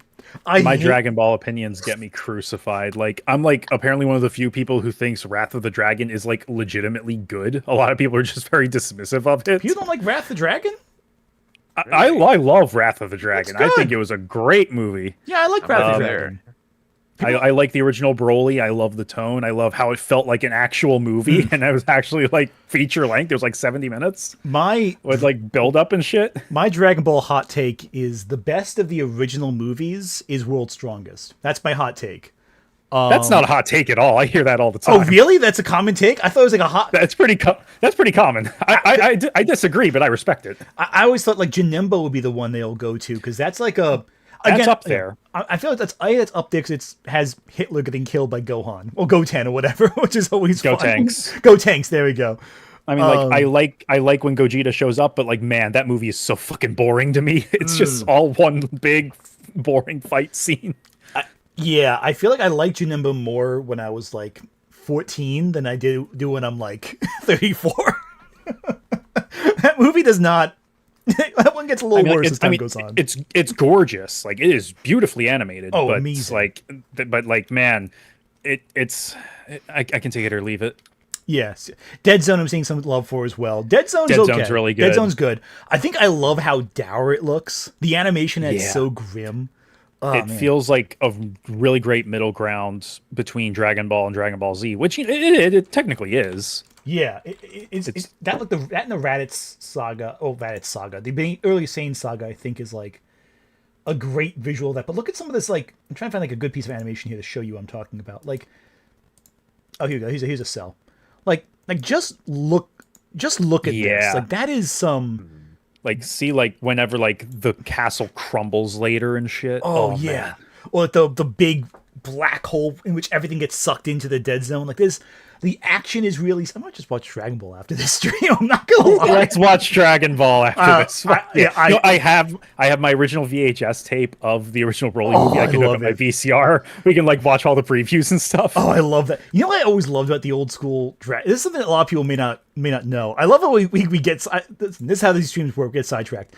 I love how in the original dubs for Dragon Ball's movies, and some of you guys may not know this, some of you guys might know it, they had a lot of mainstream music in it. You know, they had Deftones, Disturbed, Drowning Pool, Pantera. I love the original Broly soundtrack because it helped shape my taste in music. It gave me one of my all-time favorite albums, or at least introduced me. Dusu's Aquavita. It was the first album I got on vinyl. It is a great fucking album. If you have not listened to Aquavita by Dusu, go listen to Aquavita by Dusu. Essential. The one song from all the Dragon Ball films that stuck out to me the most, I think the Cooler sound, was it Revenge? Yeah. The first Cooler one. Cooler's Revenge. Cooler's Revenge. That one for me, I always get Return of Cooler and Cooler's Revenge mixed up in my head for the names, not the concepts. Yeah. One is not good, the other one's really good. I'll leave this to forget which one I'm talking about when I say it's a good one. The scene where Goku goes Super Saiyan and has the bird and like it comes like revitalized energy. There's this the soundtrack to that they have. I think it was Change in the House of. I think it was by Deftones. Yeah. I freaking love that song. And That sequence is the best application of it, I think. Yeah, like that song is like it gets progressively like louder and angrier, which like perfectly syncs with like Goku, being beaten down and then powering up with it. It's so badass. Oh, that's what Invincible needs. Deftones. If Invincible and Deftones are perfect. Deftones throwing some like Pantera, Haji's Kitchen. There you go. Perfect. There you go. Because Invincible actually turned me onto battle tapes. Oh damn! I've been obsessed with battle tapes after that episode where they had it on. Hell yeah. I'm going to let some super chats play real quick because I think they've been piling up a bit. Let's let some of these go. And there might be some questions directed to the various people in chat, too. Especially 04181 super chatted $2. Mark Roof is the most important in the universe. There we go. At user_225_CCC super chatted $4.99. PPL having a problem with Eve is weird. Making painful, no-win choices in a cruel universe is a core theme of Invincible. Yeah. Eve is 19 FFS. She's a baby. Yeah, exactly. I don't think people respect that. She's very sad what she's going through. At M's Vanessa Vengeance super chatted $5. The irony of a guy named Paul being one of the best parts of Invincible and a guy named Paul being the worst parts of Spider-Man. Especially considering they cross over in the comics, but they had to change that for the cartoon. At Jaking5688 super chatted $2. Thetis is evil and Thrag was right about him. Justice for Thetis. Yeah, seriously. At user_225_CCC super chatted $4.99. Notice how they always say that old white civilizations were contacting aliens, while non-white civilizations were gifted by technology by aliens. Yep, that's a topic I brought up in my video this past week. It's always the same colonial At Swearcoon 7931 super chatted $5.26. If my ancestors, the Old Norse, weren't white, they'd be claiming ancient aliens gave them the gift of shallow draft boats. How can humans figure out how to do boats with shallow bottoms to them? At user_225_CCC super chatted $1.99. Where do Asians fall in the ancient aliens thingy? It depends on how close they are to samurai, honestly. Unfortunately. The more recognizable the Americans, the less aliens are involved. _CCC super chatted $1.99. Asian men didn't exist till anime and K-pop made us sexy. Next on Ancient Aliens. At Nick Wolf 3885 super chatted $2. Good. Good for Mark and Eve. Yes. Handshake. Mark is very happy here in this image. I will never not find this hilarious. Storyteller super chatted $2. You think they'll adapt that scene in the show? The assault scene? Yeah, I think so. I'm assuming you mean the assault scene, not this scene. This scene they'll also definitely adapt to, I'm pretty sure. Super chatted $5. Spoilers.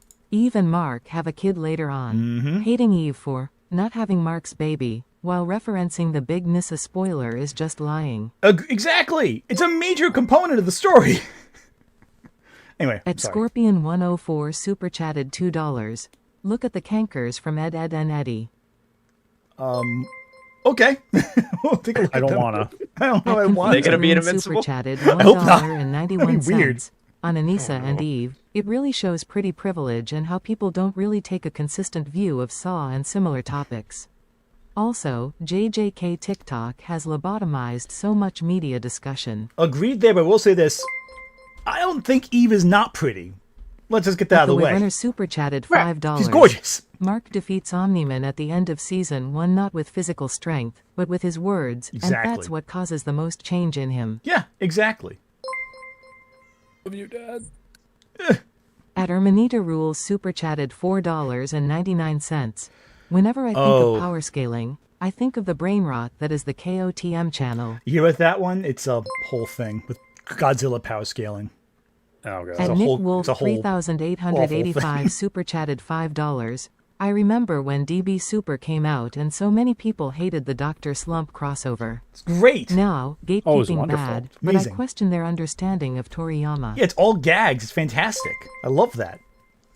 And Raleigh should be in every fighting At game Mark crossover. M1575 super She chatted was in Takaichi 3. $5. Yeah. I come from Should be in Mark's Fighter Z Criticalist too. video only to see him on my aunt stream. Leave me alone, Mark. I'm here, I'm there, I'm everywhere. I'm the Eggman. At Very Melon 12 super chatted $2.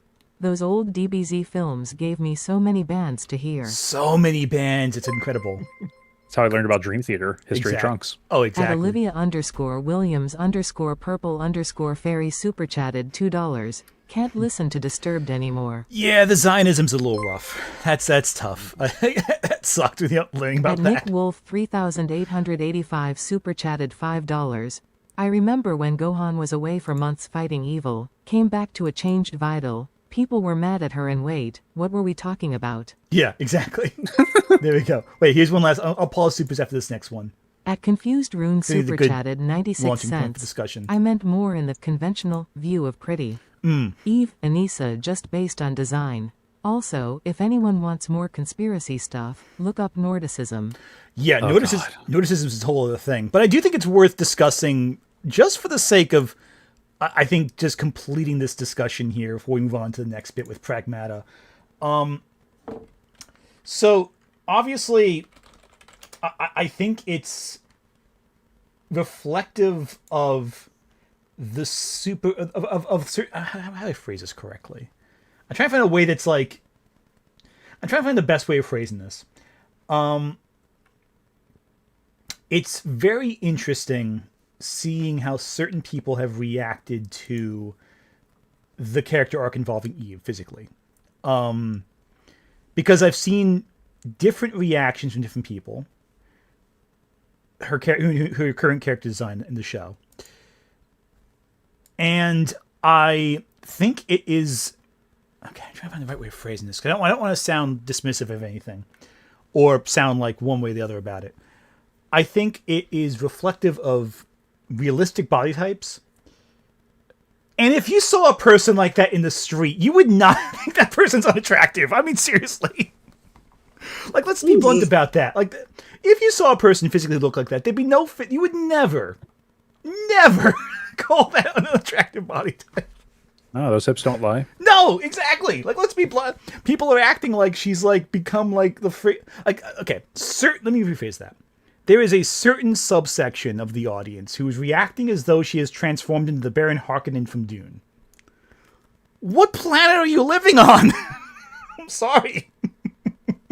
It just blows my mind. I don't get it. I don't get people who are like that revolted by any character changing slightly in that way. Personally, I don't know. I think it's really ridiculous. I'm sorry if it seemed hyperbolic there. I just find that just annoys me so much. People like act like that. Well, I think they have like weird standards, and like I think this goes back to how like Invincible. I think it's like it challenges like a lot of like the cliches from like superhero comics. Mm-hmm. And I think if you're not willing to move on from that and address like a more realistic story while still addressing the absurdity, then I don't think you're going to be able to like move on to like other, atypical body types from superhero comics. And I think that is like a major hang up, which, allows people, which I think people get hung up on, and they can't understand that within Invincible. Mm-hmm. Yeah. And it's, I mean, and also, I think I should acknowledge the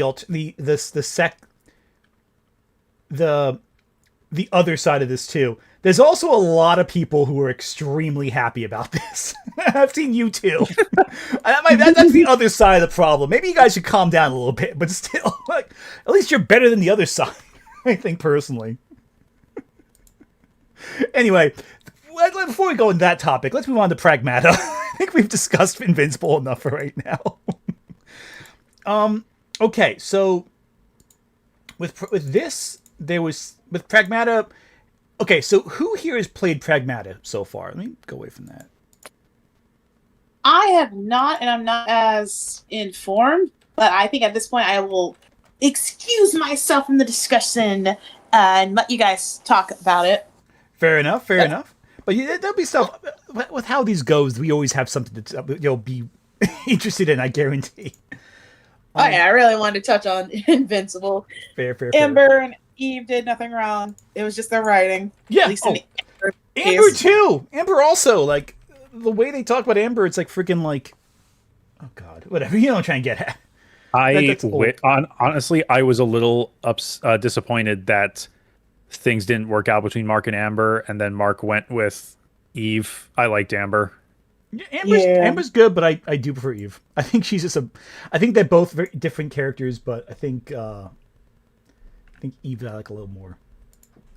That's fair. But you guys have a good rest of the stream. Thank you so much for having me, and it was really nice meeting you two.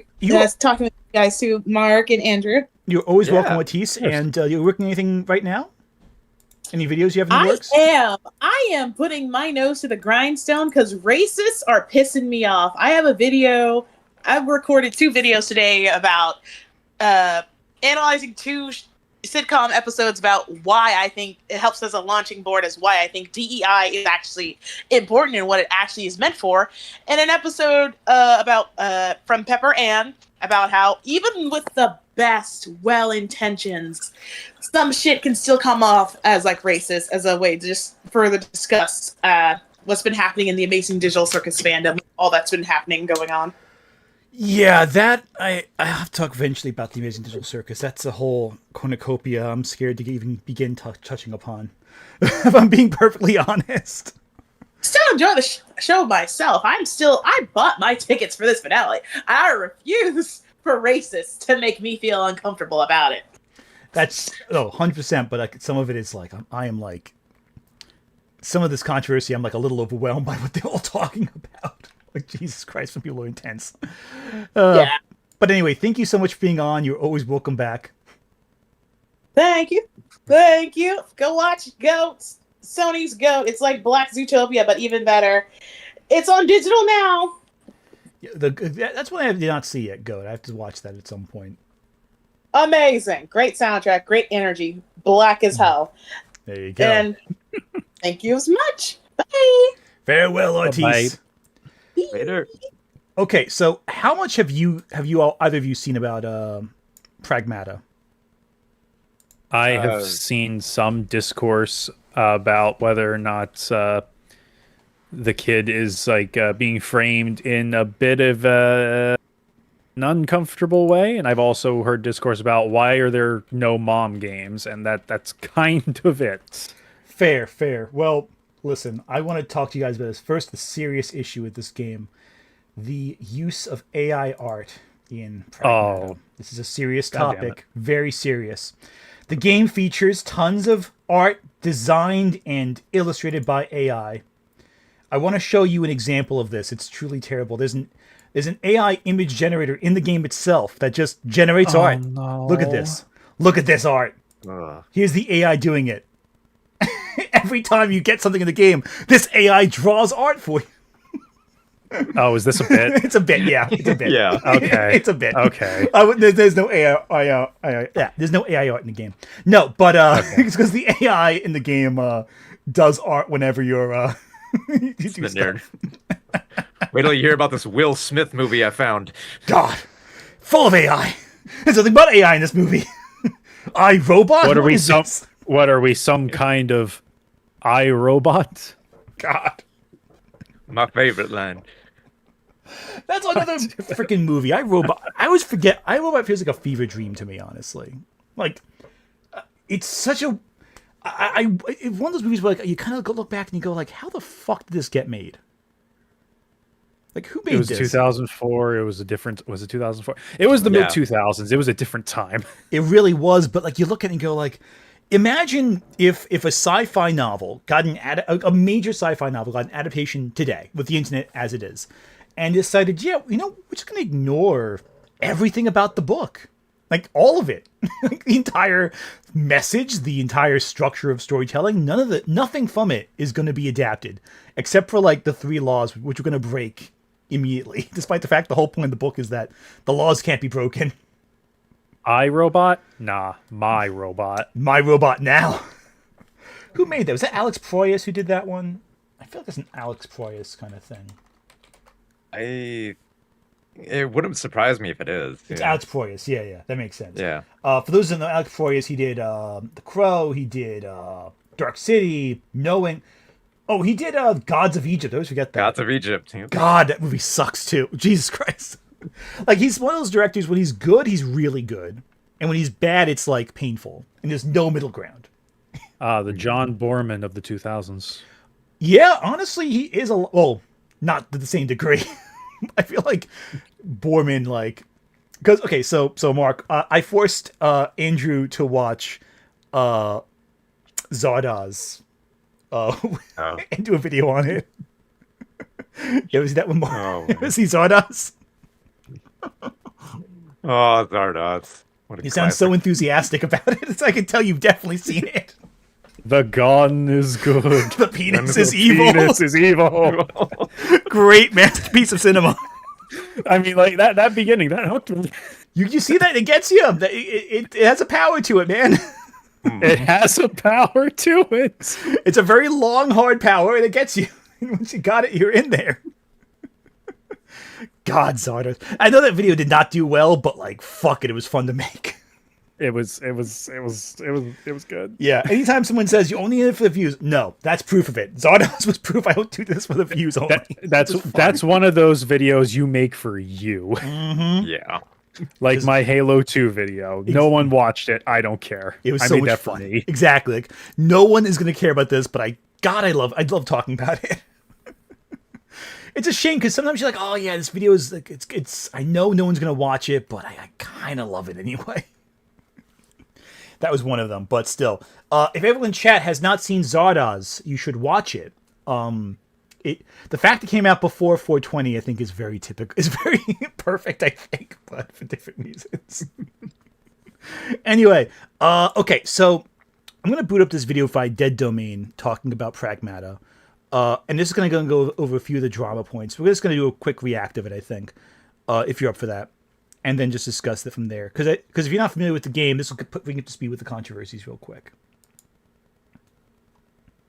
I have it on mute. The SPLC for paying undercover informants. We have our tax dollars being used on lavish parties and illegal wars while gas and food gets more expensive. So what are the people in online gaming communities mad about right now? Is it the recent announcement that tariffs will once more impact their hobby? Or maybe it's the entire industry teetering on the precipice of an oblivion as publishers continue hemorrhaging money and talent while delivering ever more similar games. No, they are instead mad about the reception to Capcom's latest game, Pragmata. Why? Well, a couple of content warnings first. Like all of them. Now, when you hear about people on the internet being mad at a game, you might assume it's because it went woke or something, as usually is the case in the manufactured reflexive rage cycle. We've seen it plenty where games have a black protagonist or vaguely progressive themes and suddenly pitchforks are brandished, or inversely, when a game is perceived as fighting back against the wokies, they will instead galvanize around it. Which I need to discuss before we get to the controversies of Pragmata. Because for a while now, main character Eve. I made a more in-depth video. Okay, you ever the Stellar Blade controversy before we get into the rest of this? Oh. Yeah. Have either of you played Stellar Blade? That's the first question. No. Nope. Yeah, I played a little bit with a friend, and it was like, this is just very mediocre. Like, it's fine, it's good, but it's like, it's just good. It's not great. It's you've played this game before, when it was Nier Automata. I haven't even played Nier Automata. I only picked it up. I picked it up when I was Retrofest in Arkansas in October, so I have it. Just haven't had the time. That's fair. It's a really good game. I like Nier. A good deal. Also has a Final Fantasy 14 crossover. Oh yeah, I am aware. Oh yeah, and I am also aware of a certain crossover with Evangelion for Final Fantasy 14. I'm gonna have to actually re-download 14 for to play. I heard about the Eva stuff. I don't know anything about it other than it exists, and I'm just like, man, I hope I'm gonna be able to get that in like 5 years or however long it's going to take me to actually get to 14, because I'm still playing 11. Yeah, 11. God, I actually, that's the one I haven't played, 11. I haven't played. Invitation's still open. Invitation's still open for you to Sherpa you and on an 11 stream. But you gotta set you up beforehand, though. No, I have to get the game first. And the problem is also, what sucks about having what sucks about having a family? That sounds so terrible. Like, I have no free time. I have to pencil in like anything. Like, okay, let me make sure I can. Oh man, it's rough, but it's worth it. But it's rough. Like, I've seen the comments. No, Aunt, you have a family. Don't get lost in Final Fantasy 14. I'm sorry. I must for Ava. Evangelion, I'll do it. Oh man, I haven't played 14 in ages. I never finished 14. But there's like all this Getting the MMO ant. Yeah, God, no, I can't pilot it. Do it, we get Gray do it. But no, that was a little controversy too with Stellar Blade, where they were so angry about extra, like, slight fabric of clothing being patched in over the character. Oh, I remember that. Yeah, and it was so dumb. It's so stupid. And like the character, and there were more explicit outfits too still in the game. It was just a couple outfits they changed, but they had more explicit stuff in game later on. So it's like, what's the value in this? Why are you upset? Made no sense to me. Such a controversy. Yeah, it's like nothing. This is so not of concern. Who cares about, like, if there's an extra patch of fabric on the chest or the waist or whatever? It's like you still have all the rest of you. I don't know. Anyway, this ties in with what we're Video going you can go check out about Stellar Blade, but the long and short is that Eve is a boring inflatable sex doll of a character meant to embody so many anime gooner fetishes at once, yet never developing into anything resembling an actual character. People pitched her as a return to classic badass ladies in games like Bayonetta and Lara Croft, but she has none of their style or attitude. But that didn't stop the rallying cry, based solely on the fact that the main character is clad in a skin-tight fabric bodysuit, or sometimes less, and has jiggle physics. I've spoken in the past about how this manufactured outrage cycle works in these spaces as well. When a game is revealed and it's deemed woke or unwoke, the same channels will set about attacking it, usually using the exact same arguments. Usually they revolve around a character's race, gender, ethnicity. Dr. Disaster. That feels like a... Who is that? That's what I'm not familiar with, this guy. I know John Delarue's unfortunately pretty well, but it's like the strange bastard love child of Dr. Disrespect and Dr. Demento. Yeah, unfortunately, I learned about another guy who I was gonna consider doing a stream on because like it's just too stupid, but I chose not to. Dr. Witnesser, you hear about this guy? No, I try to stay out of these spaces and let you handle it. Okay, Who's so giving them doctorates? I don't know. Apparently he's like one of those streamers who like has no gimmick of his own, so he steals other more popular streamers' gimmicks. So he started off as a Dr. Disrespect knockoff, like basically dressing like him essentially to an extent on stream. But then he became a burnt peanut impersonator and became the faithful sheriff. What? Yeah, this is ridiculous. So his whole gimmick, whether he's Dr. Witnesser or the faithful sheriff, is he goes and plays Fortnite, looks for games where kids are on, and tries to evangelize the children. The children yearn for the Jeebus. Exactly. And he'll just like be like this uncomfortable, like he'll specifically seek out children and only talk to children on stream. It's really fucking creepy. Like, it's really weird. Whoa. Like, what the fuck? Yeah, and he's a farting peanut. He's a farting peanut who tries to force children to listen to him talk about the gospel. Like, it's really... The more information you give me about this Dr. Witnesser, who I'm pretty sure he got his doctorate the same way Dr. Pepper got his doctorate. Yeah, exactly. The more I'm just like, man, get this guy out of here. Mm-hmm. He was watching... Okay, so I'm seeing in comments to mention this. He recently... He also is very, very into, like, VTubers. And there's a VTuber, Demi, I think her name is, who was watching... Because Meat Candy did a video on this guy. And so this VTuber was which is funny as hell. It's a good video. That's how I found out about the guy. He does this Meat Candy video. And so... Papa Meat, sorry. And so she's reacting to it. And this the faithful sheriff guy, Dr. Witnesser, he's in her chat. And when she got to the point where he started saying slurs in the video, she bans him from her chat. And he got so mad he started subtweeting her. Let me see if I can find a video of that, because that's really funny. Hang on. Oh, that's pathetic. Let me get this for you, because it's really funny. 1 second. Let me see if I can find this, because I've been seeing it clipped all over the place. Yeah, VTubers don't take shit. No, she freaking did not. Okay, where's the Nice show. I just recorded the most recent after show with one. Watch it top. Which VTuber?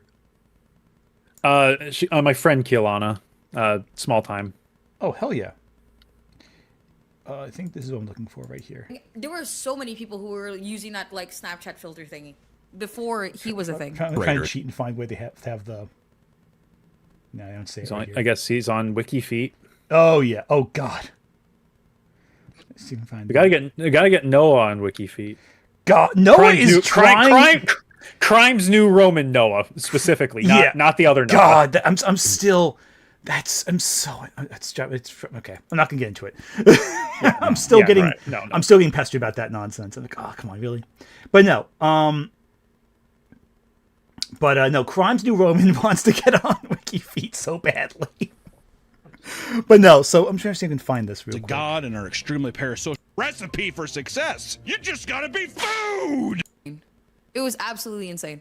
That shit was the most insane. That was actually one of my something compared to any normal human being. Away from Walmart, he gladly starts going into some spiel as if he's capable of retaining the information. All right, so you realize that if you die right now, you're gonna go to hell, right? Because you're living God. Sweaty Mitsuri, they were deprived for 3 months. That's not gonna have a lasting impact on this child. You realize that you're a bad person, right? Your mom and dad are going to hell. Man, I didn't know it was gonna slide in so easily. Okay. Here we go. Okay, we got it. So here we go, right here. Sorry. No, it's real! It's real! What is this? Turn on the feature that lets you block banned users from watching your stream is only one of the dumbest thing a streamer could do. Oh my god. That's pathetic. It's so bad. Me! This is so bad. There's no way! There's no way! Okay, there you go. You get the idea. Like, it's the most humiliating thing a human being can do. Like, during this, and there's like seconds after, because she found out that he uses racial slurs and like. Anyway, that's the point of this whole bit. I know it's a bit of an aside, but Why would anyone like this watcher of Peanuts MD? No one does. He is apparently like widely trolled. Apparently the guys from Super Mega did a thing where they put a realistic sort of realistic penis on his avatar to make fun of him, and he got deeply offended by this. He started saying, "I would never allow my avatar to be defaced this way." And then Super Mega's like, "Oh really? What does DM say then?" And posted these like obviously fake DMs like of him like begging to add it just to fuck with him. It's like really funny. When you say obviously fake, are they like written in Comic Sans or Times New Roman or something? Well, no, because the reason we know it's obviously fake is because the DMs show an image of Dr. Witnesser's body, which is definitely not his body. Okay. Let's just say it's a very different body type than what he has, and also the text is obviously fake. Like it's one of those things where like if you read it, you're like, yeah, this is a joke. You can piece it together really quickly. Okay. It's like so obviously a joke that it's like that there's no question about it. But he took it totally seriously. He started like, oh my god. He was like, I didn't write any of this. This isn't me. I'm like, okay, buddy, calm down.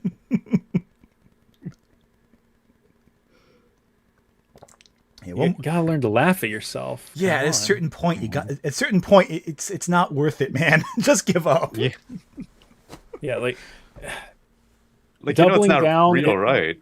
Yeah, like like just go with the fucking flow. Get in on the joke. Yeah, laugh you're not at yourself. You're not in the net. Yeah, well, he is now. He's kind of like stumbling. It's like trying to take his hand out of a pickle jaw. I cannot say words today. Wow. Trying to take his hand out of the pickle jar, but he won't let go of the pickle. Yeah, it's like, no, I can pull it out. It's okay. I'll figure it out. Anyway, back to Pragmata. And then often comparing this unreleased game to more idealized ones that they remember fondly from the past, perceived to be too masculine, is to just get. So this is one thing too. The AI fixing this kind of ties in with the Adam Eve thing we were talking about before too. How a lot of these like users on Twitter and whatever are trying to like redesign game characters to be quote unquote sexier, and it always comes across as like really cheesy. Stuff. Yeah, it's like I don't know. I could talk endlessly about it. What do you guys think about this kind of concept? It's really, really shallow, to say the least. I think it reveals how little they changed because they always complain about like the breast size or the clothing or and they always feel they have to fix it. Like it's the same crap over and over again with this. Yeah, Yeah, like why is it a problem that like a woman's like a B cup instead of like an E cup? Like, does it fucking matter? Like, would it be nice to have something to ogle? I guess. I mean, sure, whatever. I don't need it though. That's not why I'm here. exactly. It's like at a certain point, like, what's even the value in this? It's like, what's the? I don't know, man. It's one of those things where it's like, you look at it and you go, I don't know. And a lot of the time it's like the character is less interesting visually if they make it more standardized. Like this is like an interesting design. There's personality here. It's like you can feel what the character's about. And when they make it all the same, it's like they flatten those components too much. Yeah, like I saw they announced like a new Overwatch hero like a couple months ago or something, and someone just like there was like a video that was going around. I saw it on Blue Sky. Like someone just like took like the hairstyles and like facial markings of like almost every female hero and just like was dragging and dropping them over the face, and it showed that they just all had the same face. I was just dying. Well, even like recently with Marvel Rivals, there was a small controversy with same face syndrome. I think it's a little. I get it, but I don't get it. So here's I'll bring it up right now because it's another topic too that I was going to consider talking about. Black Cat, obviously really cool design. Black Cat's the iconic Marvel character, what have you. But a lot of fans are saying she has kind of the same face as Rogue. Like these kind of took the. I think it's different enough. The hair definitely helps. The eyes help. You know that they are differences, but I also can see the comparison. Yeah. But Marvel Rivals also makes so many characters where I'm like, even if they recycled the same face here, it's different from the other. You know what I mean? Like, it's not the same across the board, but there is a lot of similarity, and I can totally see what they're talking about. Well, the pose doesn't help either. No, the pose it definitely does not help. Actually, some of the poses for Black Cat in this game are, like, backbreaking. Like, I'm not sure if you saw this or not, but like, there's a pose where she's bent over, where it's like you have snapped your spine. Like your spine is not working after that one. Let me see if I can find it. Okay, here we go. That just sounds like a regular pose you'd see in like a splash page in a comic book. Basically, yeah. Like right here. Here we go. Yeah, just a comic fuck. Yeah, right. It's like the back is like actually twisted. The hips are like bent outward. It's like it looks like they broke the back to get the person posed, to get Black Cat posed in that way.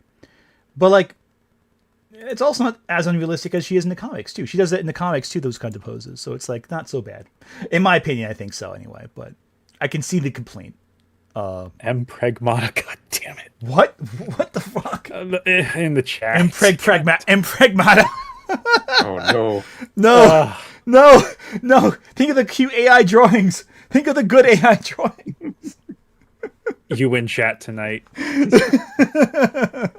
Basically. The saddest thing is I didn't look up anything about Pragmata. I just saw some of the footage from the game and I just thought, oh no. Yeah. I know who's going to be weird about this. Yeah, because like, and I was talking about this before too. I did something recently with a couple other creators. It'll come out soon enough. I don't want to say what it is yet. We discussed the game Resident Evil. And I brought in the game Resident Evil 8 came up. And I'm like, that game to me has aged better as a father because I kind of see myself in Ethan Winter's shoes a little bit more in his like journey as a character. So there is something to be said for like stories about fatherhood, stories about parenthood. Pragmata, I feel, walks that uncomfortable line where the game itself does nothing wrong. It's the people who are uncomfortably into it that I'm worried about. The game is totally fine. There's nothing wrong with the game. It's some of the people who get enthusiastic about it I have a concern about. So it's like one of those ones where like, the game's fine. It's you I'm worried about. Right. Yeah, which is awesome. Because I saw some footage from it. It's like, yeah, this looks adorable. It's like, who could have a? Oh wait, I know who has a problem with it. Yeah. It's gonna make a problem out of it. Seriously. Yep. So let's skip ahead real quick to this part. Many of Pragmata's initial reveal criticisms had to do with the doll-like companion character Diana, a robot child. And here's the thing. I have always found Diana's design creepy. And I was told by the same people currently fighting online about the game that if I look at a child and worry about people being creepy about the fictional child's design, actually it's me who's the weirdo, not the people who want to defend it so voraciously. No, as many others have noted, people expressing concern over how certain groups will take Diana's design is because, well, we know how weird people are on the internet towards female video game characters in particular. Plenty of parents, both men and women, have also expressed a discomfort with how Diana acts and moves in the game, noting that it plays more like an idealized or even fetishized version of a child rather than how chaotic real children are. Now, I want to be clear about something here. I am not saying Diana's design is sexual in any way. I think her face is creepy, and as many others have noticed, she doesn't actually look like a real child, so I think the creepiness in her face is more based on an uncanny valley effect for me. But she's a robot, so I feel like it gets a little bit of a pass too. She's not really a person. But again, that's a more complicated discussion. She's not wearing makeup. She's fully clothed, except for the bizarre lack of footwear in this dangerous environment. However, if you want to tell me that a young, blonde, white child with bare feet that isn't actually a child but a robot doesn't read like a list of fetishes for people like Nux Taku or Chibi Reviews fans, you are being plainly disingenuous. And you don't actually care about who or who isn't going to be weird about this. As I said, the design isn't sexualized, but it is a little weird. And that doesn't help that the worst people who are already going to be weird about it. So spare me any feigned concern. The same people trying to make Pragmata a culture battleground right now were the same ones that blatantly and openly sexualized even the most non-sexual of character designs. And as many people worried, this absolutely turned out to be based in an awful reality, with Capcom even stepping in to ban a Pragmata fan subreddit because they produced too many explicit and sexualized images of the robot child. Now, this was a minor controversy that mostly went unnoticed, probably because there wasn't much the culture warriors could say about it without just openly defending their inclination towards lolicon and therefore their proximity to pedophilia. I guess Chiba Reviews decided to sit this one out. Oh God, fucking Chiba Reviews. But yeah, no. So that's kind of the beginning of it. I do recommend watching all of Dead Domain's video. It's goes into detail more and more than I feel like going into right now. But yeah, that's the beginning of the problem. This sense that the game is like maybe not overtly appealing to this demographic, but they're still drawn in, or have something to work with, which is disturbing to say out loud. And that And, well, I was gonna say, like, I think I think that there is like some appeal there. I think to draw on like a certain level of cuteness that I think the developers are somewhat aware of, but like it's so difficult to look at this because there's some a little bit of like truth in there. Yeah, and that's the problem too, because on one hand, like, it is ultimately a game about taking care of someone else, and it is. I think games as art have to experience human expression, have to deal with human experience and fatherhood, raising a young girl, protecting her. That's important. And I do want to also bring up that Dead Domain is not the only opinion here about this game. I want to bring up another very different review of this game from another creator. Game code provided by Capcom. This is another controversy too, because are either of you familiar with Sphere Hunter? No. Susie, I've known her loosely by reputation. I know that she's been in the crosshairs of a lot of chuds recently because like she's trans and been involved with Capcom stuff and promo, and she's actually been doing it for quite a while, and apparently they're trying to like drag her through the mud because she used to be a sex worker or something. It's really stupid. It's all really awful. And a lot of it sparks from her reviewing Pragmata.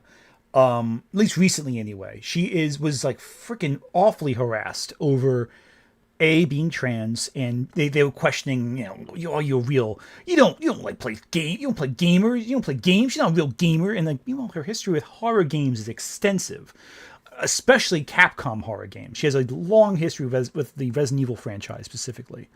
Yeah, like whenever she would pop up in my recommendations, it was always for Resident Evil, which is why I didn't watch, because I don't play Resident Evil. I have no reason to watch, so I didn't know much about her until recently. Yeah, I've liked her work for a while. She's excellent. She had an extremely positive review of Pragmata. So again, Dead Domain has one perspective. Sphere Hunter is a very different perspective.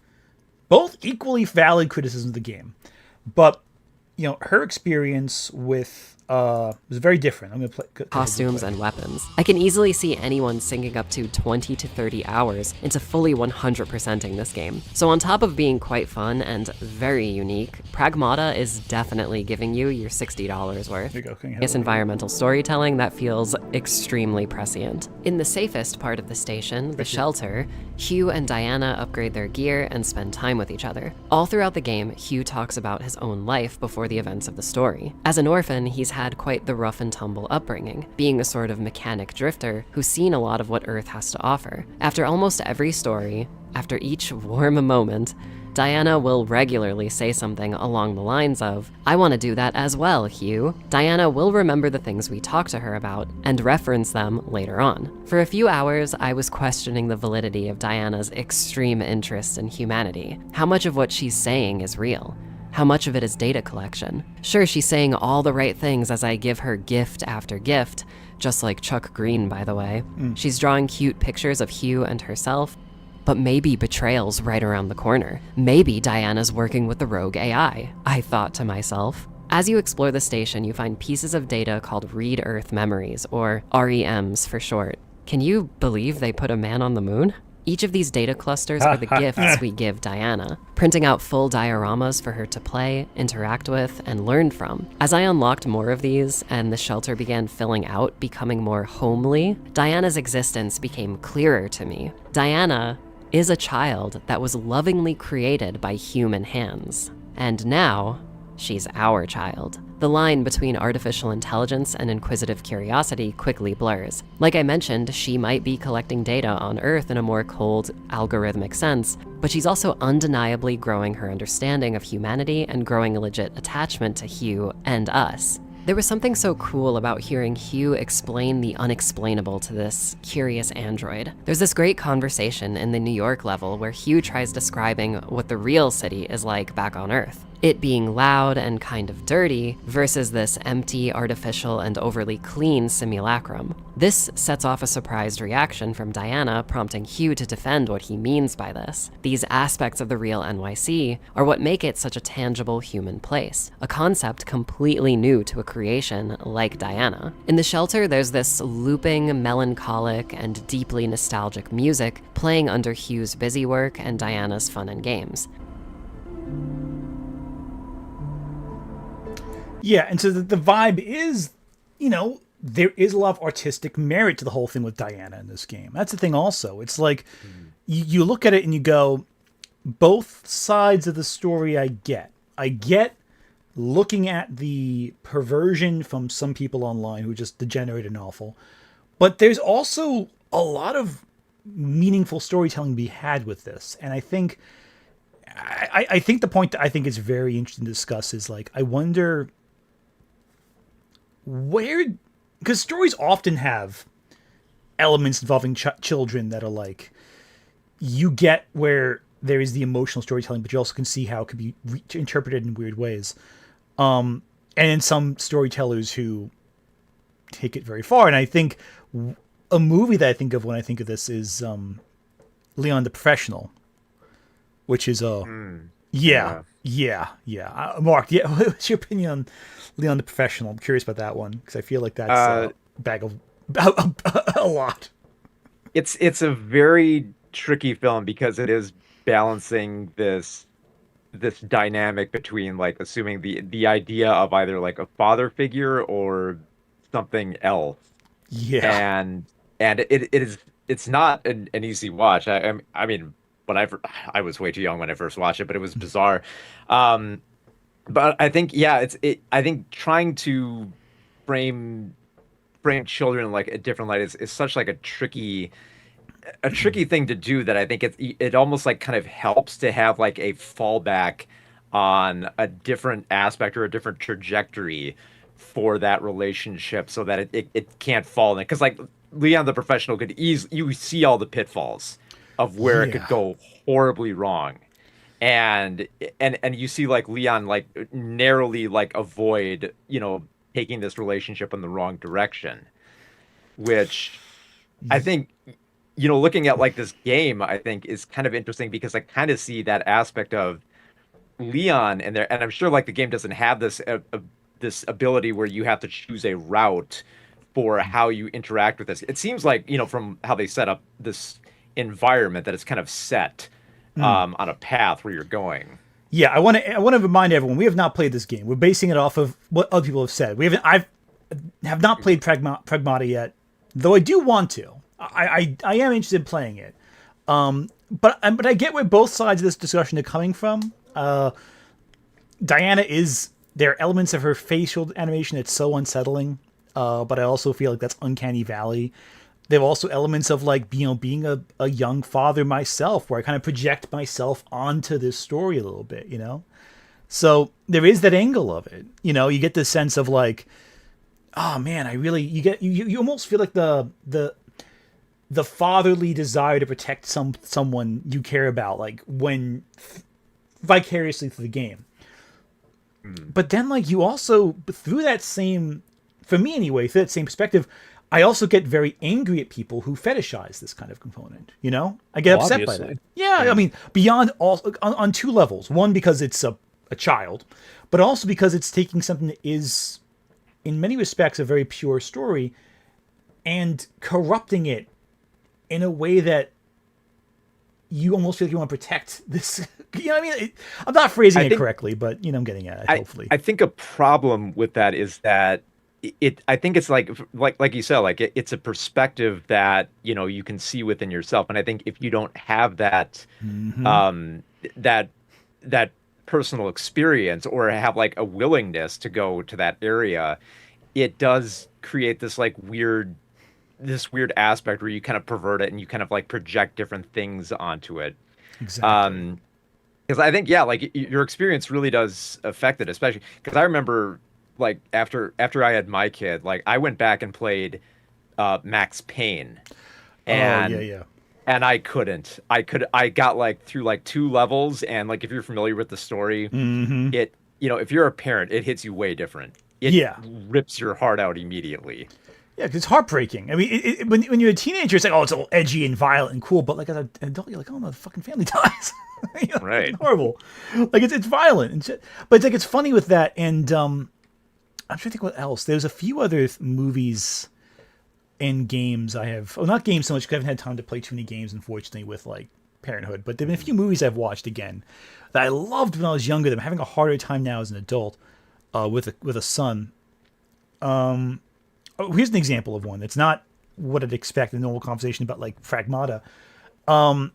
The movie The Hills Have Eyes. Have you either seen The Hills Have Eyes? Wes Craven? I have not. Okay. Okay, so the idea is it's this American family going on a road trip. They go through like this desert in the Midwest, and they get stuck somewhere. And it happens to be a roving family of like cannibal, murderous monsters that happen to catch them. And there's a scene in the movie. It's like the midpoint of the film, the turning point of the narrative, where these cannibal family, they break into the family trailer, and they shoot the grandmother, they shoot the mother, and then steal the baby. And it's like this very drawn out, painful sequence, because they don't die immediately. They die very slowly from the gunshot wound, and they steal the baby. And it's like the second half of the film is them trying to get the baby back, and whoever remains. But it's like this deeply upsetting moment. And when you're like younger, it's upsetting because it's violent. when you get a little older, you look at it from the perspective of a family trying to fight to save their kid, and then it hits differently. Is what I'm getting at. It's a very dark scene, but it's very powerful filmmaking. But it does also, it plays differently in life experience as you get older. I think it's more disturbing now than then. To wrap it back around, I think this is also the problem with Invincible, is that it's different experiences and experiences I think that you don't see as much within this medium, that when we start to explore them more, those who are not mentally prepared to handle or willing to go there are going to graft like punchlines and weird fetishes onto it to try to cope instead of engaging with the material on a deeper level. Exactly. Like, one thing I love about Invincible is it's on one hand, it is a superhero story. People argued it's deconstructive. I don't really agree with that. I think it's very reconstructive of the superhero genre. It's very traditional superhero stories. But like, they take the elements of the superhero narrative and apply a lot of humanity to it. And I think a lot of people aren't able to balance out the more action sci-fi elements of it with the more human, smaller moments of it. Or they expect something grand, you know? Because I think that, Invincible, I think, is for people who have read a lot of superhero comics and want to see something more. I don't just want to see my hero win. I want to see him get beat up every once in a while, and I want to see him deal with harder stuff like abortion and divorce. I want to see that and have it be dealt with where it's not just Kyle Rayner finding the woman in the fridge. I want, there to actually be something to it. Yeah. You can't just punch their problems away. Exactly. Right. Well, I think back to the old Spider-Man comics. The original philosophy of the Steve Ditko Stan Lee comics was that Spider-Man was the everyday guy. He got sick some days. He had to deal with ingrown toenails. He had he got stuck in traffic and had to ran out of gas money or whatever, Well, not gas money. He's in New York City. He can swing. He doesn't have to worry about gas money. It's a New Jersey problem. Taxi money. Yeah, taxi money. There you go. And so he Nobody drives in New York. There's too much traffic. Yeah, no one's going to drive in New York. You can't take the subway. Walk. And so those human issues were ultimately what they decided to focus on so much in the old Spider-Man comics. And I think that's really important. I think has been lost in modern Spider-Man because what we talk about now is freaking Paul and, freaking Norman Osborn being redeemed and bullshit like that, which is... Ugh. Anyway, I gotta run to the bathroom real quick. I'm gonna hand the reins over to you both. Do not let the stream go too crazy. I'll be right back in a few seconds. I have full faith in you. Okay. You got this. Okay. Yeah. Right. All right, Mark. Let's run the asylum. Yeah, you're in our asylum now. Yeah, my goodness. Well, have you been watching any movies lately? Fuck, I've been too busy, unfortunately, which sucks because I have my BA in cinema studies hanging up on the wall, and I've been slacking on that. But I got Rental Family on Blu-ray recently. I've been meaning to actually pop that one in. Oh yeah, it's a really good one. Yeah, I've heard ever since The Whale. Again, haven't seen The Whale, and I've heard mixed things back and forth on that. Brendan Fraser's been having a huge career renaissance, and good for him. He seems like a great guy. Yeah, he's been in a little bit of everything. Yeah, I know him best personally, not from The Mummy, but from his episodes of Scrubs, because I love Scrubs. Oh yeah, that's right. Yeah, I did my rewatch of the first 8 seasons recently before I went on vacation last month, and then me and a friend of mine in Rhode Island binge watched the first 6 episodes of the new season, and my god, it was a good season. I'm glad they brought it back. It feels like they haven't missed a beat. Nice. Yeah, I have yet to watch it yet, but I've heard good things about it, which is good. I love Scrubs. Yeah, it is. It was my comfort show in high school, by which point it had already ended and had just gone into syndication on Comedy Central. Yeah. But it got me through so many hard times in high school as soon as I discovered it in freshman year, and I just continued to watch it and rewatch it in reruns through that whole time. Every time I turn it on when I'm feeling blue, it always kind of perks me up, and it always whatever episode I'm watching kind of applies to whatever it is I'm going through in some way. It's a very good comfort show that, you know, it feels like one of the older sitcoms where like it did have like good mix of like the silly and drama that didn't feel like melodrama that affected you in a good way. I don't think melodrama is not a dirty word to me. Like, it can be melodramatic. I can still eat it up. Well, I guess maybe I should. I mean, like drama that would just be like slapped on at the last minute. That didn't feel as genuine. Like they just had to like get a message out. It actually felt like they were building up the characters with it, and it made sense. And it didn't just feel like, oh, here's the jokes and here's the drama. It felt like there was a good mix of both of them.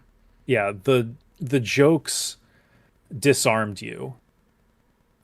So that you could get hit hard by the drama, like the episode where Brendan Fraser's character does die. Like, he dies way early in the episode, but they telegraph it very easily, very, very, very deliberately. And so when it actually does hit, you get that "where do you think we are" scene, and it hits you like a ton of bricks. Yeah. What's going on? It does. Talk about Scrubs. Oh yeah, that came back, right? I haven't seen any new stuff for it. The new season is so good. All the episodes are out. I've heard decent things. There was something involving. There was some. I've been whenever I'm scrolling on like TikTok or Shorts, whatever. They always have like clips of the shows. And I always try scrolling past it so I don't see like any spoilers, whatever. When I get around to seeing it, I know there's something people keep alluding to that's very sad. I think in the middle of the season, but I haven't seen it yet for obvious reasons. I cried at the penultimate episode a little bit. I'm not going to say why, obviously, but it did get me. What always got me with the original Scrubs was the Brendan Fraser. That's what we were talking about. Of course it was. Of course, that one got me so badly because I'm it's like I'm talking to him. He looks around like completely gone. Yeah, that episode and My Lunch from season 5 with the 3 patients that get the transplants with the rabies, and Dr. Cox loses it at the end. God. Oh man, it kills me that John McGinley was never put up for an Emmy nomination. No. Well, wasn't he in that one show? It was like a horror comedy show, like a screwball horror comedy thing. Like, I felt they never used him to his full potential after that. Was it Stand of the Dead, I think? Oh, it was like Stand of the Dead or Stand versus Evil. It was one of those. Yeah, I remember seeing him in promos for that, yeah. Yeah, I saw a few episodes then. It was like, okay, whatever. It's like one of those like, yeah, okay, I'll get around to it. Stand versus Evil, thank you. Like, I saw a few episodes, I'm like, yeah, I'll get around to that. But it was very, like, forgettable, but, like, he's so good in Scrubs. Yeah, like, and he's still really good in the new season. He's only in 3 episodes, but he's okay. Yeah, there is a good reason for that, but like in terms of production, he was on Bill Lawrence's other show at the same time. But okay. They make the most of him when he's there. Oh, I bet he was one of the best parts of the original series. So for me, I'm like, oh yeah, anytime he's on, I'm in. Yeah, and they actually do interrogate like his teaching methods and like how that doesn't fly today and how abusive it actually is. They interrogate that throughout like basically the whole season. That's good then, because I feel like that is one. It's one of those things where like it's funny in this show, but you kind of also go like, yeah, if you were actually teaching like this, you'd be like fired. Oh yeah, like in the first episode. This isn't a spoiler, but like there's like kind of an HR lady now on the show who like is always there to like say like, I need you to tone it down. It's like, don't I get 3 strikes? You have 900 strikes. Jesus Christ, yeah. Well, it's funny too because like again, like I went to college. I had a lot of friends in college who were nurses, and on some level they thought Scrubs was fantastic. On other levels, they're like, that wouldn't fly. that is a code. That is an issue right there. So it was like all different things on. I mean, I'm babbling for a second. Let's let some super chats play real quick because I'm realizing they piled up a lot, and I want to get to some questions people asked. At Confused Rune super chatted 38 cents. iRobot is a government psyop. Yeah, that's accurate. It's trying to get a big AI get into our life. At Nick Wolf 3885 super chatted $2. The vid is good. The algorithm is evil. The algorithm is evil. There we go. That's the message for today. At Swearacoon 7931 super chatted $2.10. The gun is good. The peenies is evil. The peenies is evil. I love it. I love to get around that. At Erminita Rules super chatted $1.99. I'll need alcohol for Zardas. Or something else, depending on your preferences. Need a diaper. At Maryland Seriously. 614 super chatted $10.03. This stuff always reminds me of Dead or Alive. It is interesting that DOA has not had a new release in about a decade. Honestly, I'm okay with this. Itagaki was a very strange game director. There's been a new Dead or Alive game in a decade, really? It had a similar controversy At with Very that Melon too. Man 12 Yeah, a super lot of chatted them. I'm $2. surprised. That's These anything. chuds only want to control a women's looks. Always. It's depressing. It sucks. At Lucky_Dagger super chatted $5. I finished my Rat King ant drawing and it's in the Discord server now. Oh, I have to explain this to you 3. all in a second. I have to explain it. This one takes a few. At user_225_CCC super chatted $1.99. Not real gamer is ironically gender affirming. It is gender affirming. Everyone, no one's a game. It's very fair. I think no one's a real gamer. Are you kidding? Everyone's a fake gamer fan. I'm trying to find the your art of me as a Rat King. I have to explain this joke because I feel like that requires some explanation. So I think I saw the skeet earlier, but yeah. Yeah. So the thing is, the new EFAP making fun of me called me the Rat King, which I gotta say right now, if you're gonna insult me, why do you have to make me sound so badass? Like if you're gonna insult me. Don't make me sound like terrific. You know what I mean? It's like, oh, here we go. Found it. This is it. Okay, I found it. All right, you ready for this? All right, open. Here we go. This is me as a Rat King. I may have to add this to the lineup. Oh my god, I love this. I may have to add this to the lineup at the beginning of this of the streams. Crim Druid. Oh, I love that. This is beautiful. I love this. But yeah, no. So they called me a Rat King. And I'm like, why do you insult me in a way that sounds fun?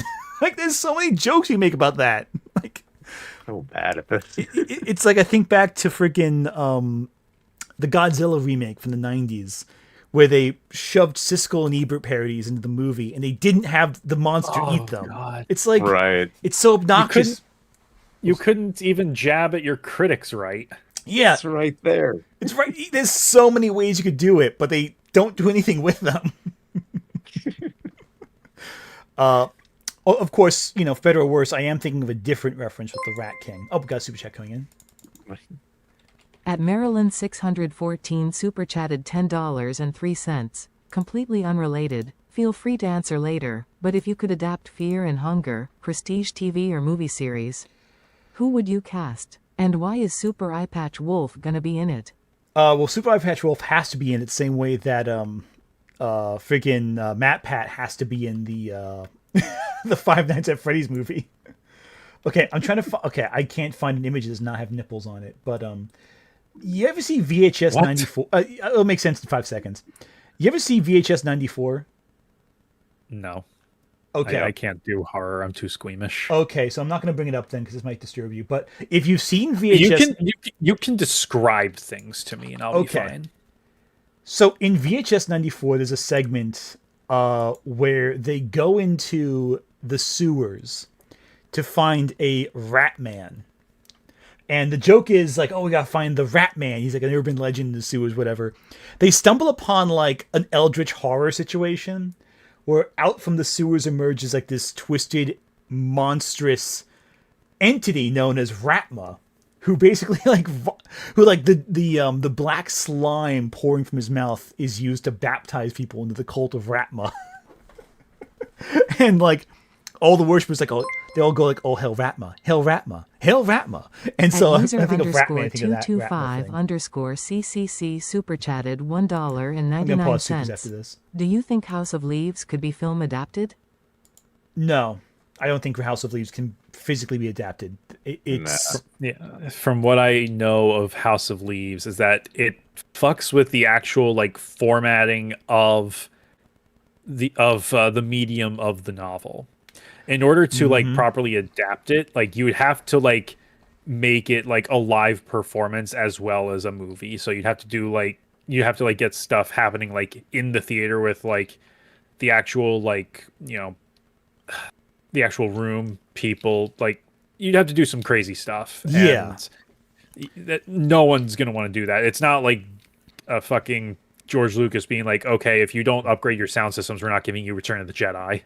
Exactly. And there's so many elements of House of Leaves that you just can't translate into something not written in language. Like there's so many like typographical decisions and like hidden messages in the established writing that like you really, I don't know how you would adapt House of Leaves. That I rarely say anything's unfilmable. That might be unfilmable. Like beyond I'm seeing in comments saying some mention Megalopolis. It would be beyond Megalopolis. It wouldn't. Oh, yeah. That was already hard to translate. Beyond Megalopolis. God, way beyond. Like this was really like I don't even know what to compare it to. Like there's no movie I can think of that. Like I know people say The Backrooms is kind of like that. It's House of Leaves is unique. There was one. Hey, sorry. Well, I was just gonna say, I've actually got to bounce now. Oh, Mark, thanks so much for hopping on. Mark, where can people find you if they're looking for more of your work? They could find me on YouTube. I'm Movies with Mark, and I also have a website, movieswithmark.com, where I write my movie reviews. So I cover new and old movies, and I make video essays and all kinds of stuff. So. That's fair enough. Mark, thank you so much for hopping on. We really appreciate it. Yeah, it's good to be here. All right. Have a good one, Mark. All right. Yep, you too. Bye. All right. And it was just the two of us. And then it was two. But no, yeah. So let me shrink your face a little bit so you're not like, we don't obstruct the beauty of the Rat Man here. The King. Do not obstruct the view of the Rat King. Don't obstruct the Rat King. He is all powerful and all here. All right, let me play these next two super chats, then we'll move on to something because we're kind of. At Lucky_Dagger super chatted $5. Clarifying a mix-up, the Rat King I drew someone was also asking about Ant's Fuji Reactive. Oh, yeah. The Fuji is, that is Krim designed that one. At Cartoon49 super chatted $2. Just saw the Michael movie and thought it was math. That's not surprising, unfortunately. I've heard, that's the general consensus I've heard of At it. Nick Wolf 3885 super chatted $2. Somehow House of Leaves has an audiobook.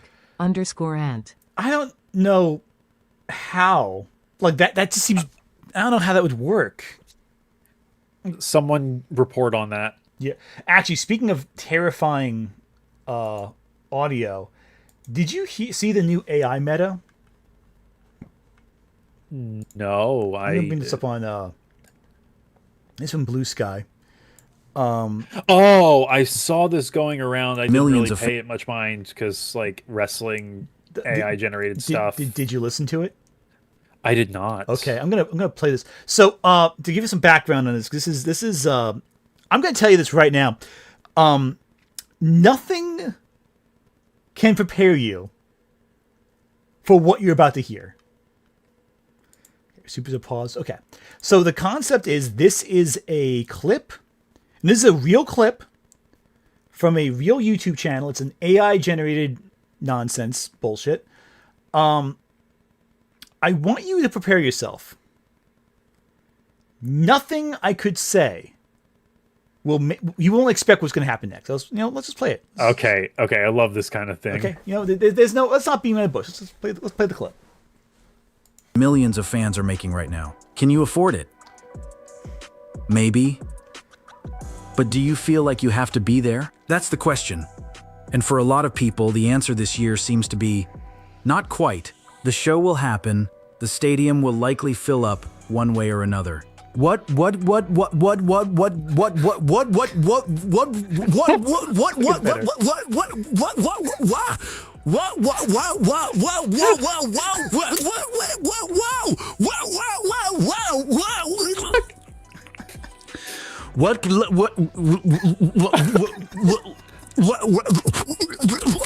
I see this was trained on EFAP.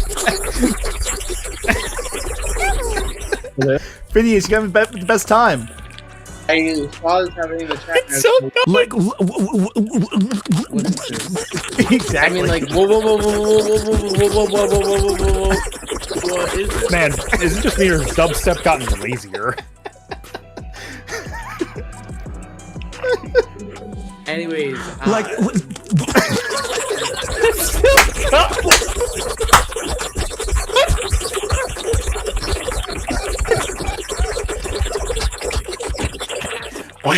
this goes on for 3 minutes. you know, good for them, I guess.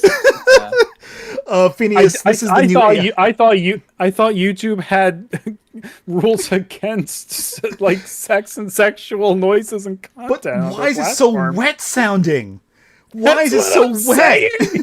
Like it's not even like it's like a freaking tentacle being suctioned into itself. Oh jeez. I just wanted to briefly poke in because I'm about to start doing research for. I want to do a video on the new Animal Farm that's about to come out. I'm so fascinated by it. Okay, let's talk about that too. Actually, I want to talk about that also. If you want to be here for talking Animal Farm, yeah, I'm down for that. Let's talk about Animal Farm, dude. Those are some of the worst trailers ever, and I am so happy that I've already AMC A-listed, so I don't have to actually pay money for this. Yeah, no, 100%, 100%. It is like this is about to be like I go to the theaters to see bad movies pretty regularly. I'll be real. I just saw the Mario movie in theaters, and that was garbage. I feel there's a vast gap between the Mario film and this. This seems.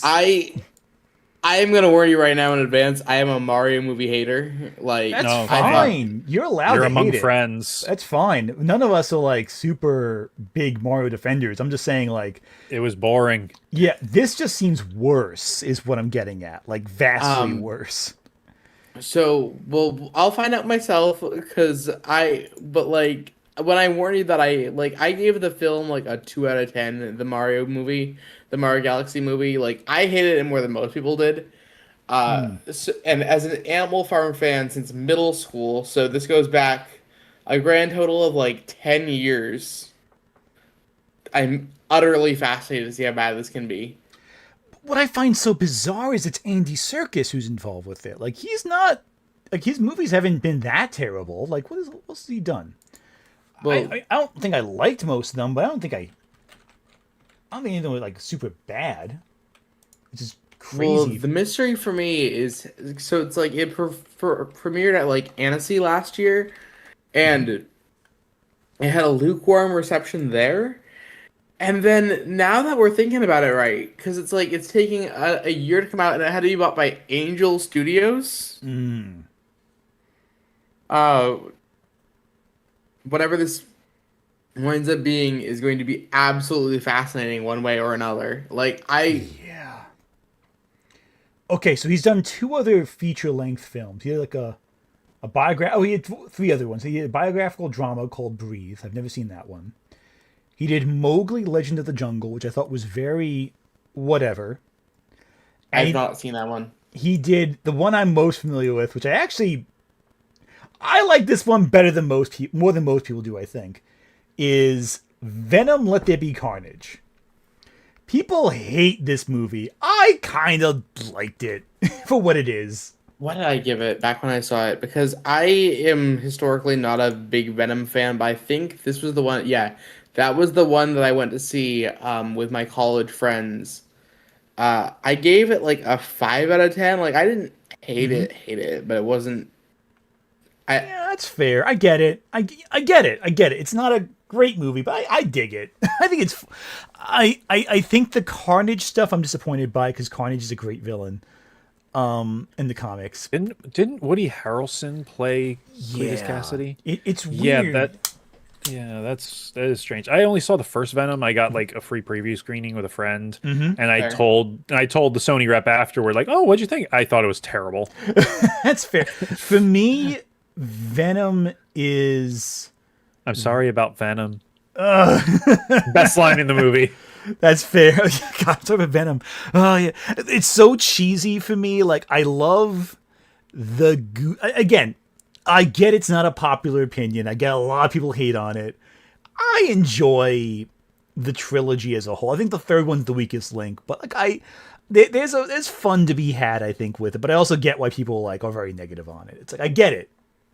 I just kind of dig it. You mean to say that the third movie in a trilogy based on Spider-Man comic books that features the character Venom is the weakest one of the trilogy? Shockingly so, yeah. And I think it's only because it misses what the other two had, which is a sense of being so ridiculously over the top it's funny.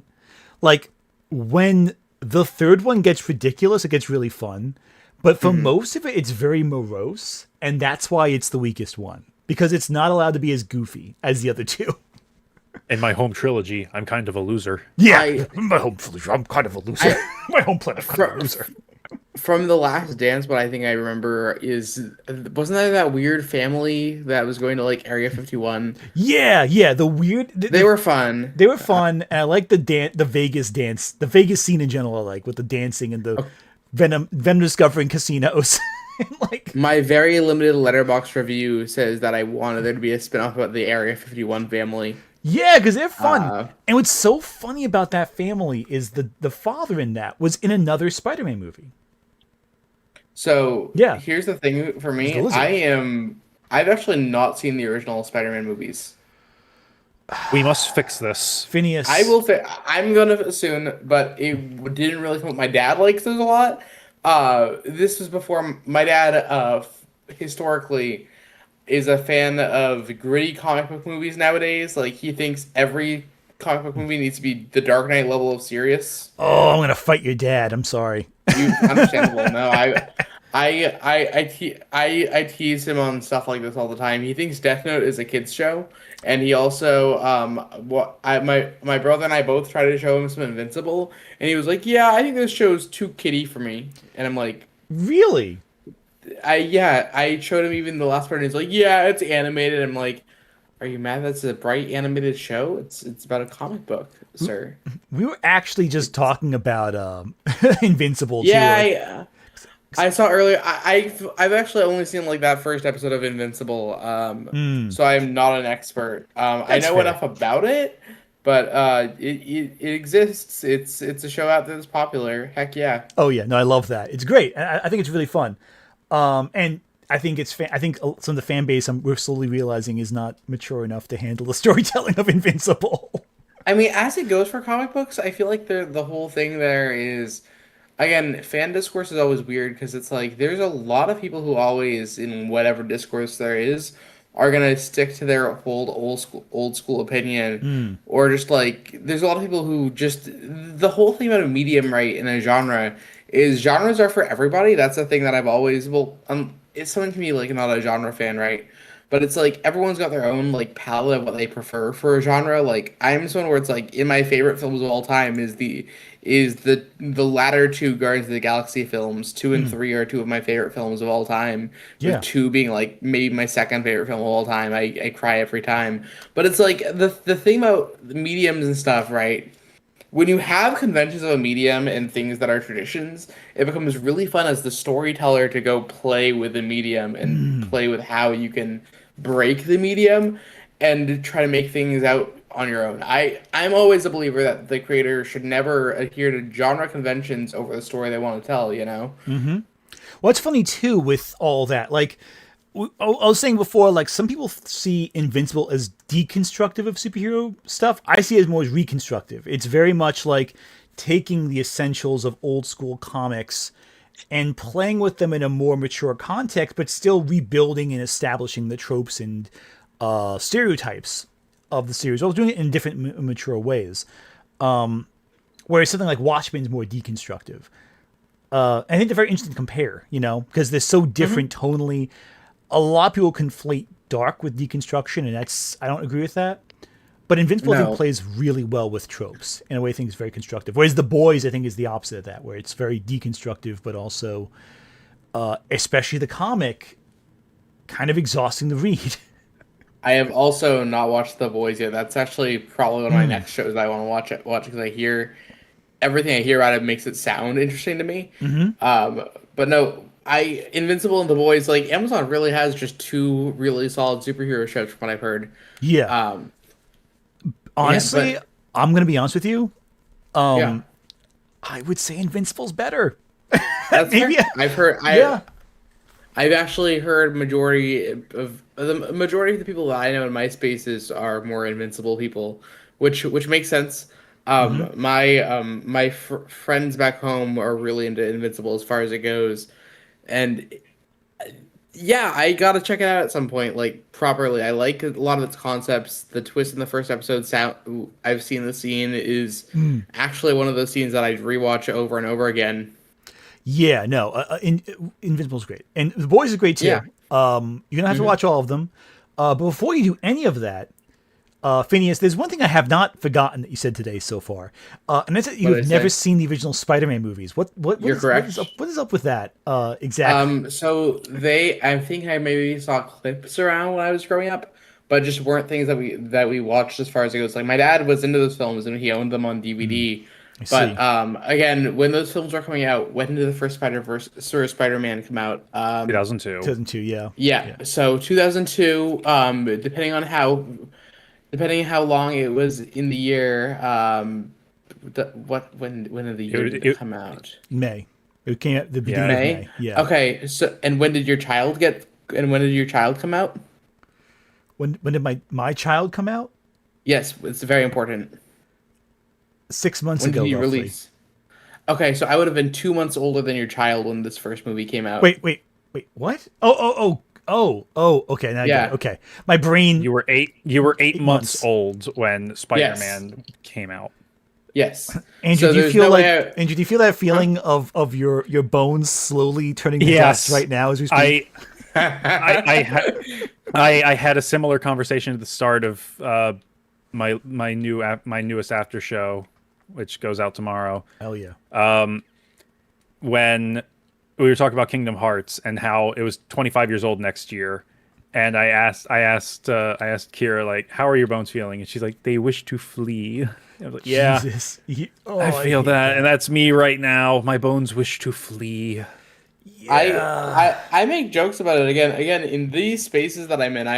I think by far and away one of the youngest people in like this server. Yeah.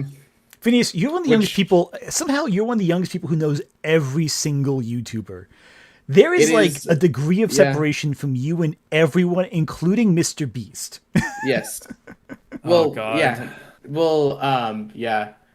It's fun, I guess. I don't know. It's YouTube's a funny world to witness as far as it goes. It's so weird because it's like I would not call myself someone who's like terminally online. I just spend a good amount of time here when I'm not working through the insanity that is the public school system. Exactly. That's the thing. Dude, I'm not going to say the child's name, obviously, with this, but there was a 4th grader I found in my class today who was reading Death Note. God damn. And I don't know how to respond to that one. As a parent, I don't know what to say, but that won't make me. So here's the funny thing too. I started talking to them and I'm like, "Oh, who's your favorite character?" And it's like they actually were not comprehending anything that they were reading. And I was like, "Wait, do you not know what this is?" Because it was the issue where the big the major death halfway through Death Note happens, right? Mm-hmm. So like halfway through past that part. Yeah. They didn't comprehend what was happening with it, and I found out from the teacher also that they had been leaving notes to other students saying kind of like hateful messages, and the teacher was like, "Oh, is this book's fault?" And I'm like, "I don't think it's this book's fault, but that's a problem for the student." Yeah, it sounds like there's a lot going on with that poor kid. Yeah, I feel bad, honestly. Yeah, kids have it rough. I wouldn't even know how to navigate that. Yeah. Jesus. Yeah. I'm with you. It's a battle as a teacher because I've realized these generations are so screwed. Their parents are giving them iPads way, way too soon. And it's like, look, the thing with it is, does my dad think Death Note's a kid's show? Yes. But at the same time, he would never have let me read that when I was in 4th grade. Because when I was in 4th grade, anything that was airing past 8 p.m. was an adult show and not for me. Well, because that's the thing too. Like I've been joking, like I've always joked for years, like, oh yeah, I'll show my son The Exorcist when he's like a year old. And, like making big jokes about, like, oh yeah, Exorcist is a kid's movie. Yeah, I know. It's good. It's a good childhood film. But now that I'm an adult, a parent, I'm like, actually, no, that's a terrible idea. Like, it's one of those things where I'm like, before I had a kid, like, oh yeah, I'll put on Martyrs for my son. That's fine. But now that I'm an adult, I'm like, actually, that's a terrible idea. What the fuck? Why would anyone do that? You have a handful. You have a handful of stuff that's like actually chill. You can show them nowadays. Like again, I don't know if you wound up watching Bluey at all, but I have watched plenty of Bluey because of the kids. Like I put Bluey in Chinese once on for my Mandarin class because their teacher made an AI generated comic and expected the kindergartners to write Mandarin comics or Mandarin characters in the writing of the comics. Huh. You would think there'd be like a preset for that, like a pre-made thing for that. Well, it was a pre-made visual, but he expected them to trace down a bunch of Mandarin characters, and I'm like, they're kindergartners. They don't know how to write English. Why are we teaching them Mandarin right now? Yeah. But it was really surreal because I was like, it's this. I'll send you the horrifying image later. But I wound up being like, guys, are you understanding any of it? And the kindergartners are like, no, not really. So I was like, okay, I'm putting on Bluey in Chinese. I think Chinese Bluey with English subtitles was a better Chinese lesson than writing Mandarin into an AI generated webcomic. Okay, listen, I'm going to show you guys something. Okay. You will not recognize this, but Andrew, this is going to trigger a core memory for you. Okay, all right, I'm ready. What was the show? It was 90s.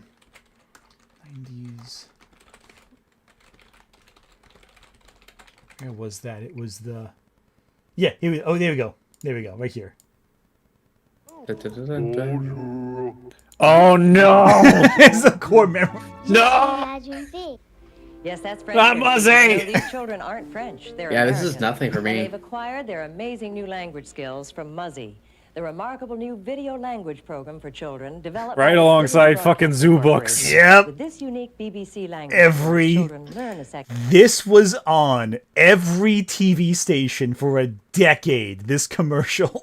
If you grew up in the 90s, this one would you'd be watching TV during daytime television, and this thing would be a drive-by French lesson for you.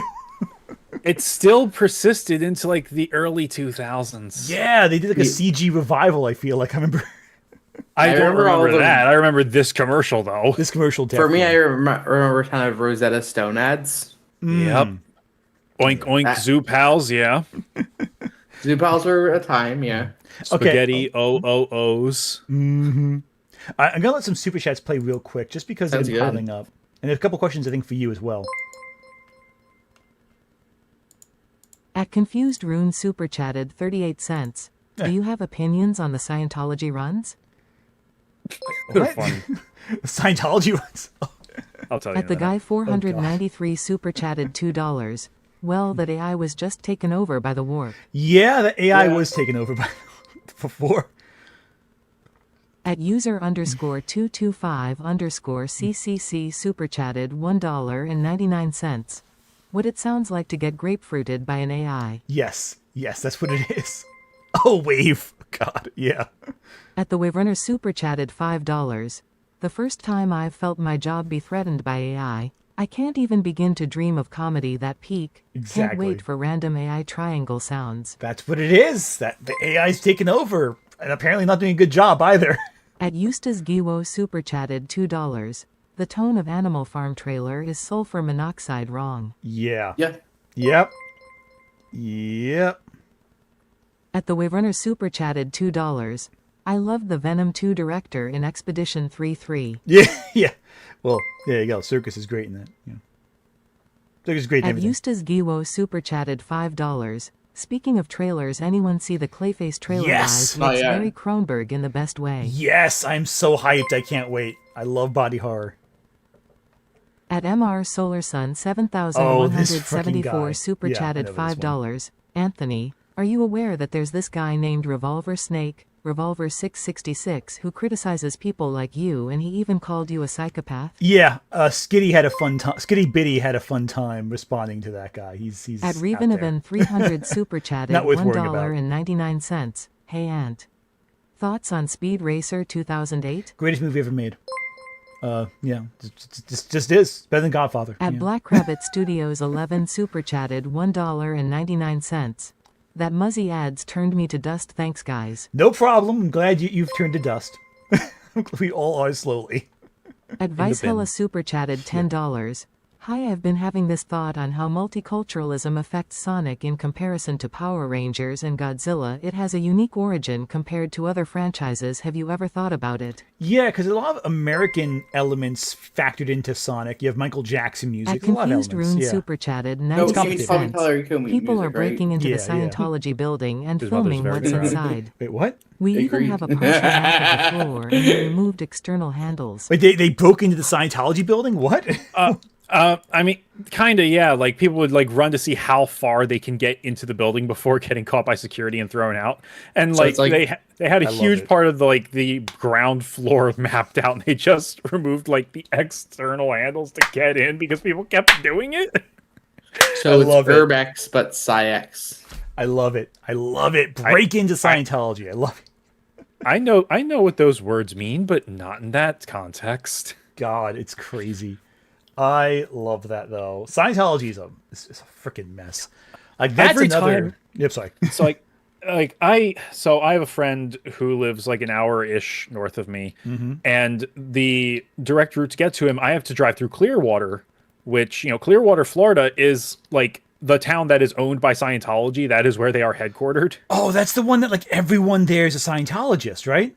Yeah, I get uneasy going through there because I'm nervous if I stop there for whatever reason and like I am accosted by any locals that like if they find out I'm not one of them, then something's gonna happen.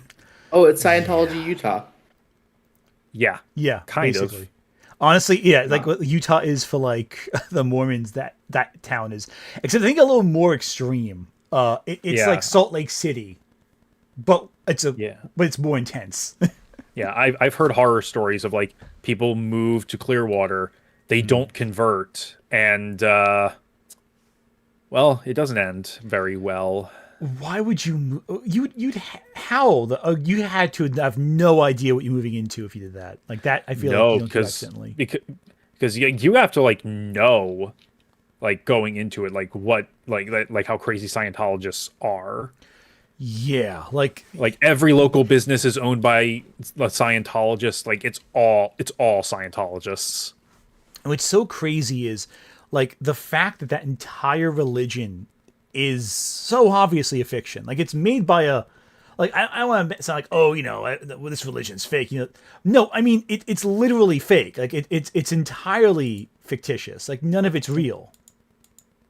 Like it's all made by a sci-fi writer. It's like L. Ron Hubbard wrote like cheesy sci-fi. I always what was it I was listening to? There was this one interview with Harlan Ellison. He's talking to Robin Williams of all people, and he's talking about again. Harlan Ellison said a lot of bullshit.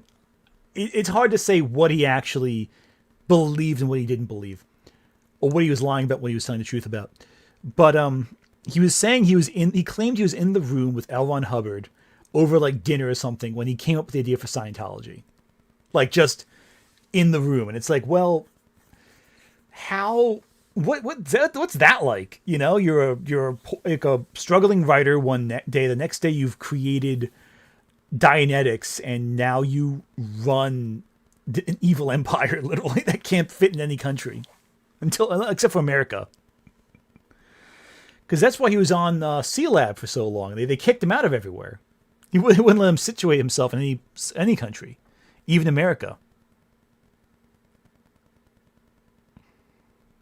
I know uncomfortable. Scientology stream in the future, Andrew. Do you not want a target on your back bigger than I feel any like of the? That's a target. If you did a Scientology stream, like you might get disappeared. Yeah, no, I'll screw around with like the culture war grifters because I know they don't have like a whole town that belongs to them. But Scientology, look, I don't want to You want They've got that Tom Cruise money. Yeah, that Tom Cruise money. Although apparently the membership's down too, like a lot. They also, what are you talking about? The Grifters are their own Utah. It's called Florida. Yeah, it's true. Sorry, that's fair. That's why you think I'm trying to leave. Yeah, you At go. MR Solar Sun 7,174 super chatted $5. Even though I already asked, but what do you think of Revolver Snake, Revolver 666, and how people should handle him? Just ignore him. He's not worth it. Like listen. Okay, let me put this in perspective for everyone. We'll talk chat. There are a multitude of grifters online, right? Sometimes you gotta address it. Sometimes you gotta take a stand and say this person's wrong for this many reasons. But there are a lot of guys who don't matter whatsoever. So a good example of this, I said at the beginning we would mention Noah, but I'm gonna have to mention Noah very briefly because he made this mistake and it was the dumbest thing he ever did, and it has had receipts for one of the many dumbest things he's ever done. This is one example of that. One thing he did was elevate Kinoflex to be like in someone who Mauler knows by name. No one aside from SK was talking about Kinoflex before oddly Noah brought him into basically his inner circle online. No one was talking about him. If there's a small-time grifter or a small-time culture critic who you don't want to, who desperately wants attention, just don't talk about them. It's only worth talking about them if they gain an audience. Because the alternative is you give them an audience.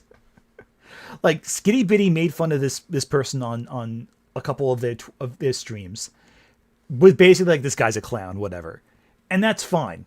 But like, if I were to address an entire stream talking about Revolver 666, an account that has maybe, because I know the account you're talking about, I've seen them a few times. Because again, thanks Skitty Bitty. Like they have like maybe 1,000 subscribers. Oh wow, yeah, that's tiny. It's small, if that much. Their videos, like they just got monetized. Yeah, really, really small. They film hand-recorded footage of the screen of them playing Metal Gear Solid. Oh my god! And talk over it. Like we're talking like DSP level production values. There is no reason for me to ever talk about him on stream because at a certain point that's just bullying. You know what I mean? Like, oh, I think that's immediately bullying because you know that's small time. That's someone who doesn't have the resources to do anything near like even standard like video game commentary channels. Yeah, you know, and that's setting aside anything that they're actually like saying. You know, and what they're saying is like just rambling nonsense. Like no one, it's not. There's nothing for you to dispel. Like it's like what I'm gonna do, point and say no. Like that's one reason. Again, that's the same mindset I have with EFAP. I wouldn't react to EFAP on stream because all I'm gonna do is just point and say that makes no sense. What are they talking about? I don't. They're rambling. They're talking. The difference there though is that EFAP they have an audience. They have a massive audience, but yeah. So exactly, like you know, you're punching. You know, in terms of just pure numbers, you're punching up. Mm-hmm. Yeah, that's different. But even then, like you have to know what you have to be strategic. You have to be strategic. You have to go, what is a meaningful target to criticize online? And for example, EFAP just recently did a video on me. It does whatever well. Nothing they say has any impact on me though. Like, yeah, their fans bug me for a few days and then they get over it and move on to the next target. And I get to say I got covered by EFAP a second time. Yeah, you get a small boost out of it. You get like, you know, a few hundred, maybe 1,000 subs. Yeah, I get a boost. Honestly, it's funner. It's better for me, honestly. I get the oh, here's what you ask for. Like, yeah, it is. I get to brag and say you clowns tried to criticize me twice and it didn't work. It doesn't matter what they say because no one actually cares. And even the people that do, you know, if there are people hate watching, you know, they can't ironically contribute to your AdSense. They can't ironically boost you in the algorithm by leaving multiple stupid comments. You know, they're still helping you, which is why, like, you know, speaking like for my experience, and I bring this up regularly because it is just such a funny experience, and it is applicable here. In my Final Fantasy V video, I talk about how the character Ferris can be interpreted as trans. And I even, you know, say like, hey, that's, you know, intentions, whatever, probably wasn't, it was almost certainly not meant to be that way. It doesn't have, you don't have to agree with me. It's whatever. Oh my God, the amount of vitriol in that comment section, even to this day. But hey, they keep commenting. The video keeps getting views. It keeps getting pushed in front of people. Yeah. Well, look what happened with Crimes New Roman right now. The other Noah, the Noah who we still have a fun time with. The Noah we like. Yeah, Noah we like, The basically. Noahverse. Yeah, the Noahverse is intense. He just put out a video that was... Now, I want to point this out right now. I have not seen the video. I can't tell you if I agree with it or not, because I haven't seen it yet. I know. Awful. The video has pissed off a lot of people, and they're all getting mad about it. They're proving his points in real time. It's funny. Yeah, exactly. But the thing also is that's so funny is because there's such a reaction, he's gotten attention from actual, like, academic organizations based on this video. So because they're reacting to it, academic organizations are going to possibly cite this video in their academic studies. Like, it's now part of academia. Task failed successfully, boys. Exactly. They were so angry about it, they've elevated it to the point where organizations outside the internet are taking notes. That is next. I mean, whatever the video does in terms of views, that's kind of hard. You really can't copy that kind of success. That's like another level of success, just purely based on rage reaction to it. Negative publicity can be a boost in ways people do not understand online. Like, you get the locale gene of people who go like, oh, I have to argue every single point, and like, you know, that's not useful. It's not healthy. Like, even this stream was going to be a topic where I was going to argue something, and it's like, what's the point? You know, at a certain point, you're like, who cares? You know, it's like, it's the internet. Like, it's not, don't take yourself so seriously.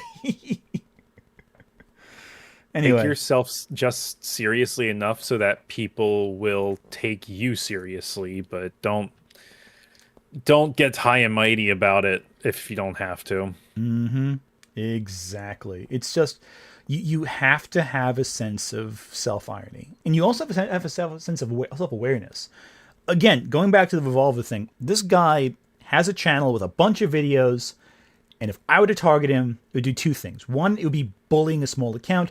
And two, if I think he genuinely is saying harmful things, I'm giving him a massive platform upon which he can now promote his work even more. And now he has a chip on his shoulder because now he feels attacked by me. So, there you go. That's the problem. All right, there's a couple more super chats here. I want to wind down sometime soon, but let's get this last no super worries. chats coming up. Just because it's been a long couple At of the days. guy 493 super chatted $2. All hail Xenu. Xenu for president. Xenu for president. That's Xenu 2028. Xenu, the evil that we At know. the Waverner super chatted $2. I'm not high enough The yet. Joker is good. The Jenny is bad. High enough EFAT. clearance in Scientology. The Jenny is bad. God. Is that about like Giant At Black Nixon's Rabbit Joker video or Studios something? 11 Yeah. super chatted That is a $4.99. reference. On the topic, have you heard of Otaku Dakin? He's the one I followed for years cause bad faith Puritan critics drove me to him. Otaku Daikun. I don't know Otaku Daikun. I haven't. It sounds vaguely I familiar. looked it up. Now I'm curious. Otaku. Okay, here you go. Let's take a look. I'm going to bring up on screen. Oh boy. Okay. Otaku Daikun. Okay. Decent sized channel. A lot of I got a videos. bad feeling about this. Yeah, I mean, I'm looking. A lot of lore videos. Lore videos. Okay. On Nikkei. Nikkei is okay, listen. Wave Runner knows exactly what I'm going to say. Because friend of the channel, Kinkymation, had a did some video involving the Nikkei fandom that like got really a lot of people pissed off at her. Yeah, this looks like just lore videos. I don't see anything. I mean, I think it's a little intense how they're lore of Sailor Moon. Okay, like I'm not really into these. Like, oh yeah, Wave is crashing out in chat. He knows what's up. I have no idea what Nikkei is. Nikkei is like a gacha game, I would say. God, it's like a lot of the fandom is very intense, and like, this looks like fine. I don't see anything particularly like bad yet, but I haven't watched any of this. A lot of Type Moon and Fate series. Okay. Oh, here we go. God. At M_Creeper_88 super chatted $10. No little German boy, don't go to the weed cave. The 420 Reefer Madness jokes will end. Somebody Wave says basically they're mad at her calling out the designs for what they were, even though she liked a lot, was positive about many of them. Yeah. It's yeah, no, I don't want to screw around with the Nikkei fandom. They're intense. They scare me, and I'm not gonna even touch that at all. But yeah, this looks very lessons in Magecraft. It's lore videos. I don't really see what this is. Oh, okay, here we go. Okay, this is what I'm talking about. All right, Square. Of course, it's Tifa. You had one job. Now, here's the thing. You're mad at Final Fantasy VII for censoring Tifa. I'm mad at them for not making her extremely buff. We are not the same here. You ever see the buff Tifa mods for Final Fantasy 17? Final Fantasy 7? Final Fantasy 17. I don't think I've seen like super buff, but I have seen like more toned mods. I just feel like they look more like some of them are a little more extreme than others, but like it's a little extreme. Like something like this. Okay, that's a little much. Here's what I'm looking for. Okay, like this kind of image I'm talking about. I'm not. Don't open Tumblr for me. I don't want to go back there. Here we go. Like something like this. I feel like is okay. Yeah, I've seen this. I'm pretty sure. Yeah, this is reasonable. I feel like. At Very Melanin 12 super chatted $2. I'd let her kill me. Otaku Dakin is another Moo censorship Little type. Tim Rogers. Oh, my censorship. Oh yeah. Okay, so the same thing is with freaking Rev and Chibi. Probably to a lesser extent. I don't think they're as they don't look as ridiculous as Chibi Reviews, who by the way, a few days ago said he was leaving the internet, and then the next day posted a video. That's how you do it. You get people concerned, you get a whole bunch of views saying that you're done or something like that, and then you just go right back to your bullshit. Well, are you familiar with the Chibi Reviews lore? No, enlighten me, please. Okay, so Chibi Reviews has done a lot of like censorship videos. He's very you know the person you think of who's like uncomfortable around characters who are young looking, like the 1,000-year-old lolly type who will like defend them to the dying breath. Oh, he does this. At Very Melonman 12 guy, super chatted $2. He also tried to argue against Bridget being trans. Yeah, fuck him. Okay, he sucks. Then. Yeah, he sucks. Yeah, Chibi Reviews also did that too, but this guy sucks. Okay. Yeah, I Guilty Gear only really started coming onto my radar when people started making a stink and also praising that creative decision. And I'm just like, cool, trans rep, and I went on with my day. And my Discord is like has a lot of very active trans women, so I do hear about this stuff a lot. It's like, man, let trans characters exist, man. Yeah, it's okay to have a character who was introduced as male come out as a trans woman. Like, let it happen. Well, the big joke for a while was like a character can come on screen, turn to the camera, and say I'm trans, and then like they still refuse to believe they're actually trans. Yeah, I remember that. Bridget is that talking point. Bridget is unironically that. That is literally Bridget. Yeah. But anyway, so Chibi Reviews. So he does a lot of videos. He pisses off a lot of people with his videos. A lot of like defending lollies and all that stuff. He apparently has a fiance. You know, hey, good for him. You know, at a certain point, you know, love is love, even if you're degenerates need love too. Yeah. So about that, it turns out that for years his fiance was actually cheating on him with his best friend. Oh no! It gets even better though, because the entire friend group sides with the friend. Oh my god! Oh man, you hate to see it, but it's awful. But then he posts a video about it and talks about it explicitly, dude, on camera. No. Like dig up, stupid. It's like, and mind you, people already can't stand him. He knows people can't stand him.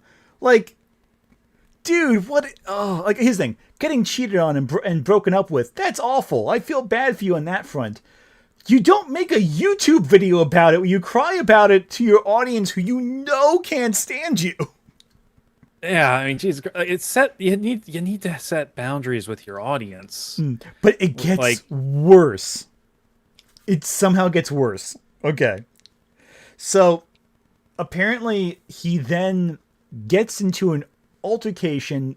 I'm not super sure of what the current narrative is. For a while, it sounded like he was self-harming with alcohol and was brought into a mental hospital.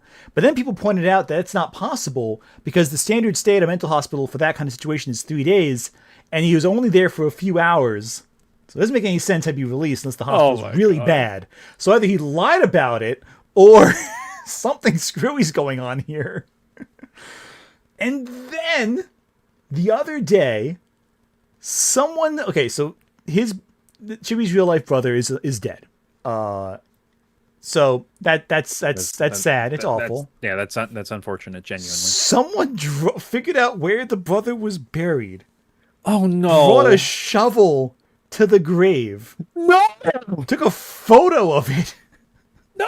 And posted it online. Fuck. Yeah, it's psychotic. This whole story is insane. All these people are terrible. There's no one involved in this story with no, at least they're the sense of... Because on one hand, you're like, yeah, his haters must be the only logical characters here because, at the very least, he's terrible. But no, they're nuts also. Everyone's crazy. No one is good in this. Oh, God, this is like another version of Chris Chan. I don't like anything about any of this. Every single component is deranged. It's like, there's not even you can go well, at least the haters hate him for a legitimate reason. Yeah, okay. You don't go to his brother's grave but it's what is this? It's a cornucopia of madness. You defiled this grave for clout. Yeah. Of course I am.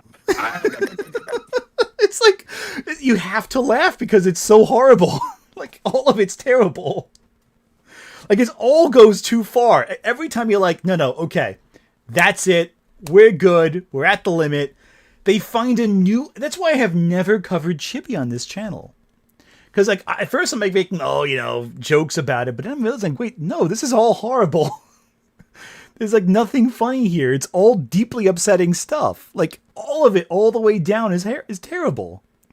I feel like if you were to, do a stream about it or whatever, you would just, go to bed, you would just basically playing, just lie down, just stare at the ceiling, and your spouse would come up, is everything okay? No, it's nothing not. Is okay. There's been a few times like that where my spouse is oh, dude, what's going on? Well, I think I've mentioned Chibi a couple times when talking about his censorship views because he's very he's again like Stellar Blade anti-censorship, where it's he's against censorship if it means he doesn't get to see boobies. But that's one thing. But there's a line you shouldn't cross, and when it comes to loved ones, that's it right there. Yeah, and Christ the more almighty. yeah, no, I had to share that deep lore with you. And so he apparently quit YouTube 4 days ago, and then the next day came back because of the shovel thing. So he'll quit. He should have waited 3 days. He should have. Happy Easter. Yeah, Chibi Christ rises on the third day. Jesus, Chibi Christ comes on the third day. Oh, don't say it like that.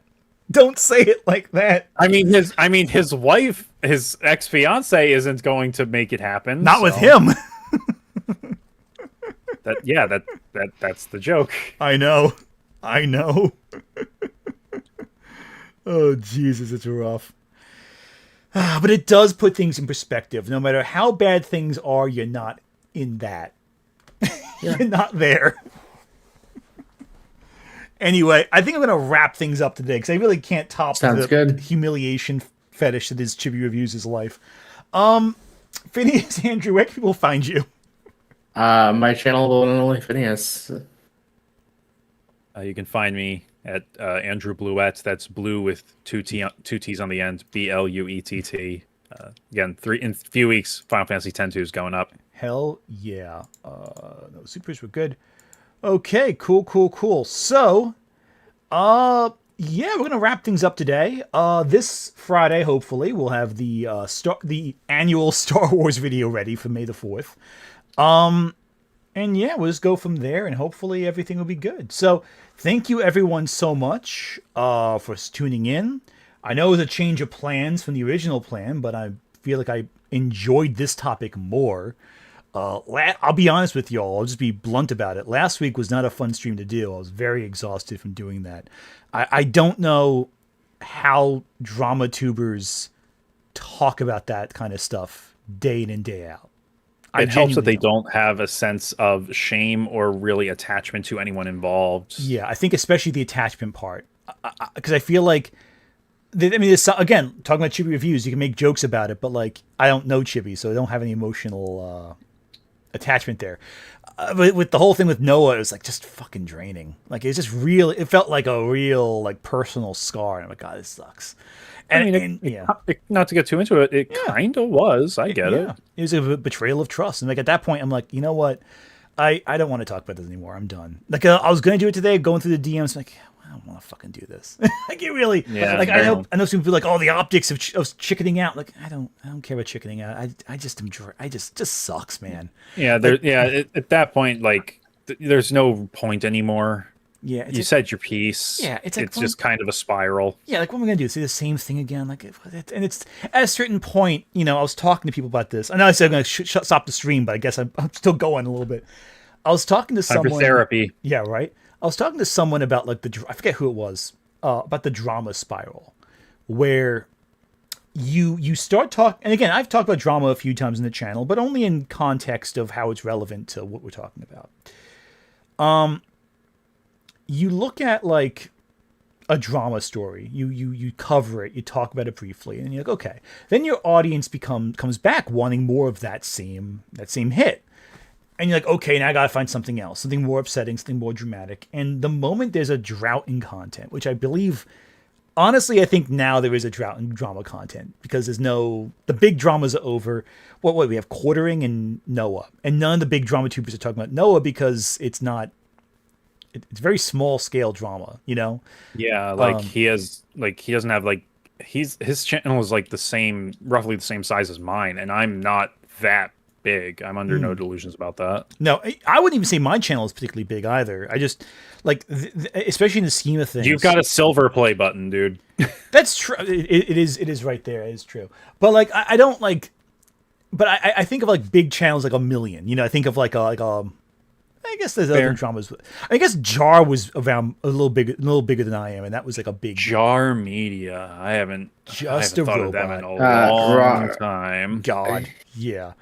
I hate everything. I remember when I watched him a lot. I hate everything. He's still making stuff, but like I think he's like went to like small, which is good for him. He's doing like smaller scale stuff, but like good for him. Yeah. I mean, Jar was just, yeah.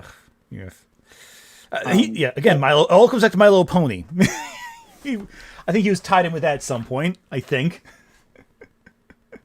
Anyway, I'm gonna stop talking now because I'm done. So thank you everyone for tuning in. Hopefully Friday we have the Star Wars video ready, but if not, it'll be up for May the 4th. Yeah. Oh, I have another drama tuber. Yeah, everything was never a drama tuber. He did also introduce me to one of the best So Bad It's Good movies of all time. Was it Cool Cat? No, actually, it's not that. It's not Cool Cat. I'm going to share this with you before. I'll stop this afterwards. I'll share this with you real quick. I Hate Everything. Captain. Oh, yeah, cool. I got it. This is it. Yes. Who killed Captain Alex? Oh, I think I saw that video. Yeah. This is the. I'm going to show you the cover of the greatest bad movie of all time. Oh, wait. Okay. There you go. Here we go. Who killed Captain Alex? This is. The only description is war erupts between a mafia group and soldiers. It's 1 hour and 4 minutes. It has one professional review and has a 90% on the audience score. This movie is a masterpiece of cinema. Like it's is it better than Singham though? Here's what's so great about it. The movie was made with no money whatsoever. This is like a micro budget movie. I can tell. Like it was made just to be seen in the community it was filmed at. It is a sheer work of passion. Like it is poorly made, poorly acted, poorly done. It has like this obnoxious like radio joker they call it, like a MST3K kind of thing talking over the movie the whole way through. And it comes together in this, you can tell everyone is having a good time making it. You can see the joy in every frame of cinema. It is from start to finish perfect. It is like on a technical level, it's terrible, but you just don't give a shit because it's so endearing. It's like if a bunch of middle schoolers put together a play that they're passionate about, even if everything fails, you kind of love it the whole way through. Except it's a fully grown adult village coming together to make a movie, and it's just. You ever see Be Kind Rewind? Oh yeah. It feels like one of the things they made in Be Kind Rewind, except on a bigger scale, is the best way. Somewhere between Be Kind Rewind and Confusion Nawa. Exactly. I think you have to all watch it. Anyway, so thank you. I'm going to stop myself now because I will keep yapping otherwise for another hour or so. Thank you all so much for coming on. We'll be back on Friday with a new video, hopefully. Until then, take care, everyone. Goodbye. Take care. Good night, everyone. Enjoy.